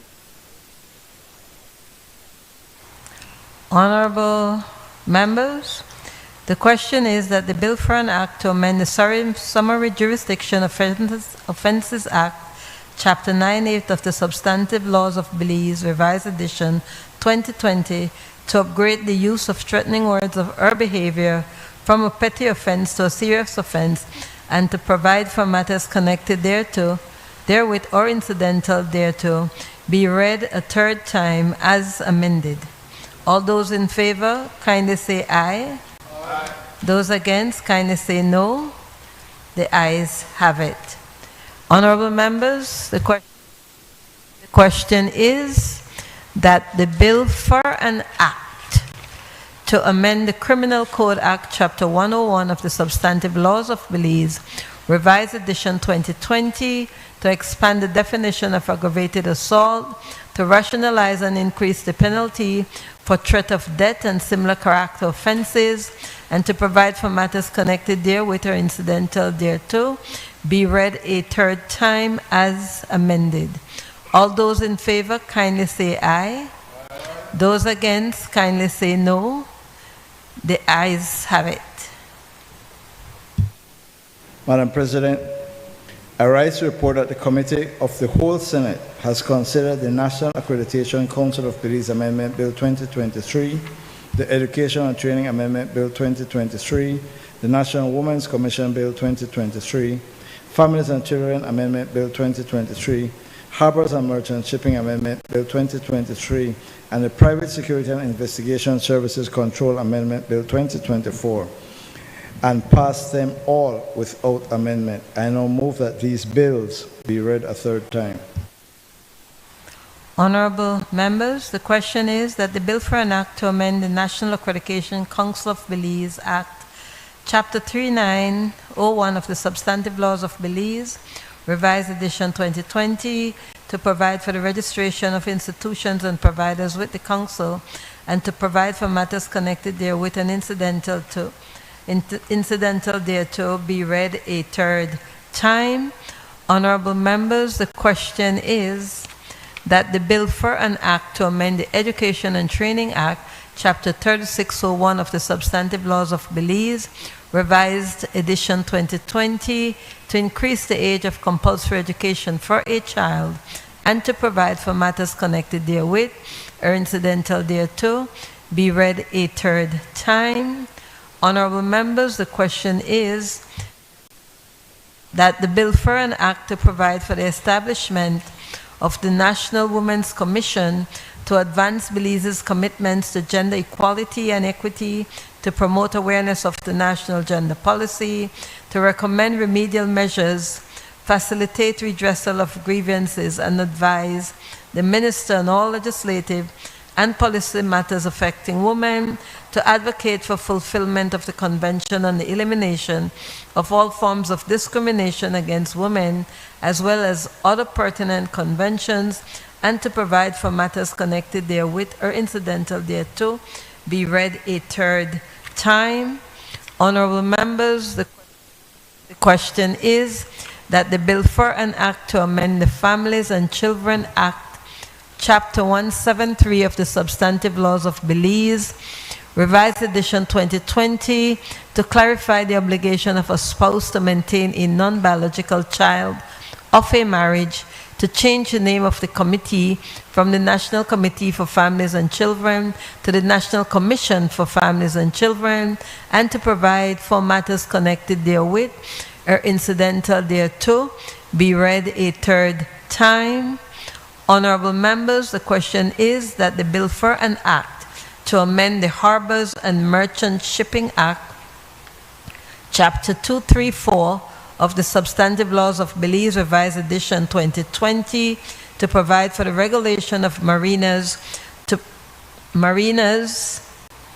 provide for the requirement to show financial capabilities of foreign vessels, to sustain lawsuits and other liabilities, and to provide for matters connected therewith or incidental thereto, be read a third time.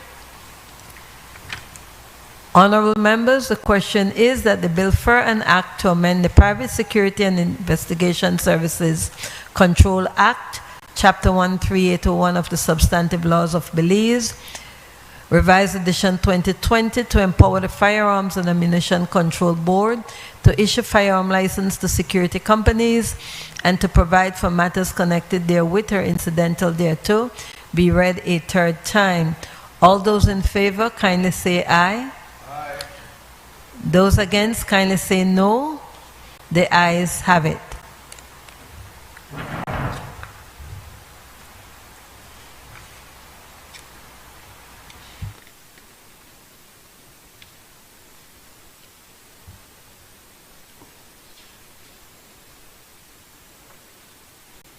The bill for an act to amend the Summary Jurisdiction Act, Chapter 98 of the Substantive Laws of Belize, Revised Edition 2020. A bill for an act to amend the Criminal Code, Chapter 101 of the Substantive Laws of Belize, Revised Edition 2020.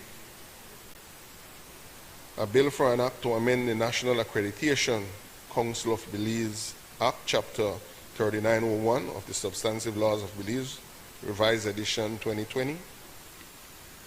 A bill for an act to amend the Education and Training Act, Chapter 3601 of the Substantive Laws of Belize, Revised Edition 2020.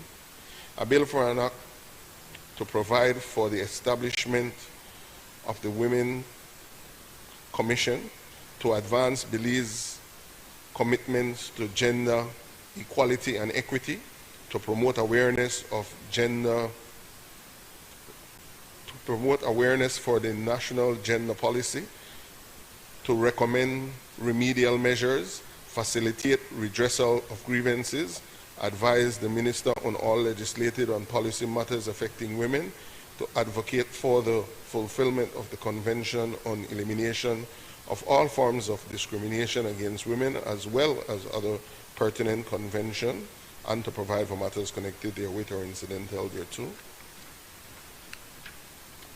Bill for an act to amend the Families and Children Act, Chapter 173 of the Substantive Laws of Belize, Revised Edition 2020. A bill for an act to amend the Harbors and Merchant Shipping Act, Chapter 234 of the Substantive Laws of Belize, Revised Edition 2020. Bill for an act to amend the Private Security and Investigation Service Act, Chapter 13801 of the Substantive Laws of Belize, Revised Edition 2020.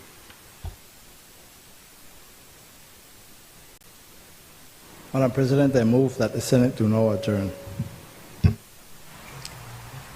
I wish to recognize Senator Bevan Kal, who had asked to speak on the adjournment.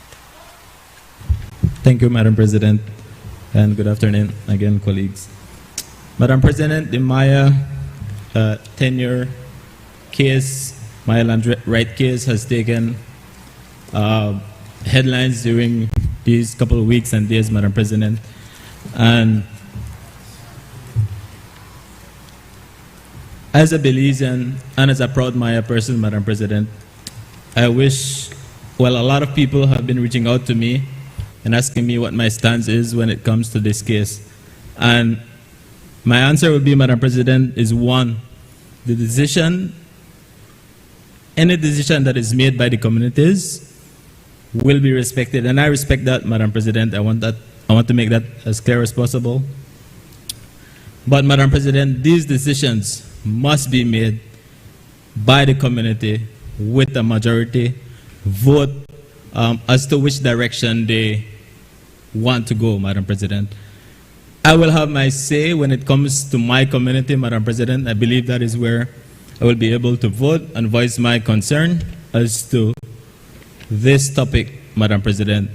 But what I would like to ask is that for every Maya person, especially the young people, Madam President, for them to be informed. We need to make an informed decision. We need to hear the advantages and disadvantages of having communal land, which, from my understanding, will be just one title given to a community, and the members cannot then have a title to their own, versus having going to private land, whereby every member of that community would be would have an opportunity to have a piece of land to their name, Madam President. Again, that is the decision that will be made by each community, and we're going to respect that, Madam President. But my message here to all Maya persons, and especially young, because we're the ones that will be affected regardless of what position our community takes, Madam President, that for them to be informed, to go to the consultations that will be happening. And I'm here to also echo and remind the villagers of Big Falls that the team of the government will do its first community consultation meeting on this issue, especially the policy, Madam President. So Sunday at 1 o'clock in Big Falls Community Center will be the first community consultation, and we ask the villagers to come out, to give their feedback, to ask their questions in a respectful way, Madam President, because presently there's a lot of emotions that is going on, and we need to do and ask our questions, address our concerns in a respectful way, Madam President. I think that is important, and my message again is to whenever these consultations comes in your community, that is your time to ask the questions that you need. It's not going to be on social media. Social media will not serve us any purpose, Madam President. But what we need is to have the technical persons in these communities who ask the questions so that we can make that informed decisions. Thank you, Madam President. Honorable members, the question is that the Senate do now adjourn. All those in favor kindly say aye. Those against kindly say no. The Senate now stands adjourned.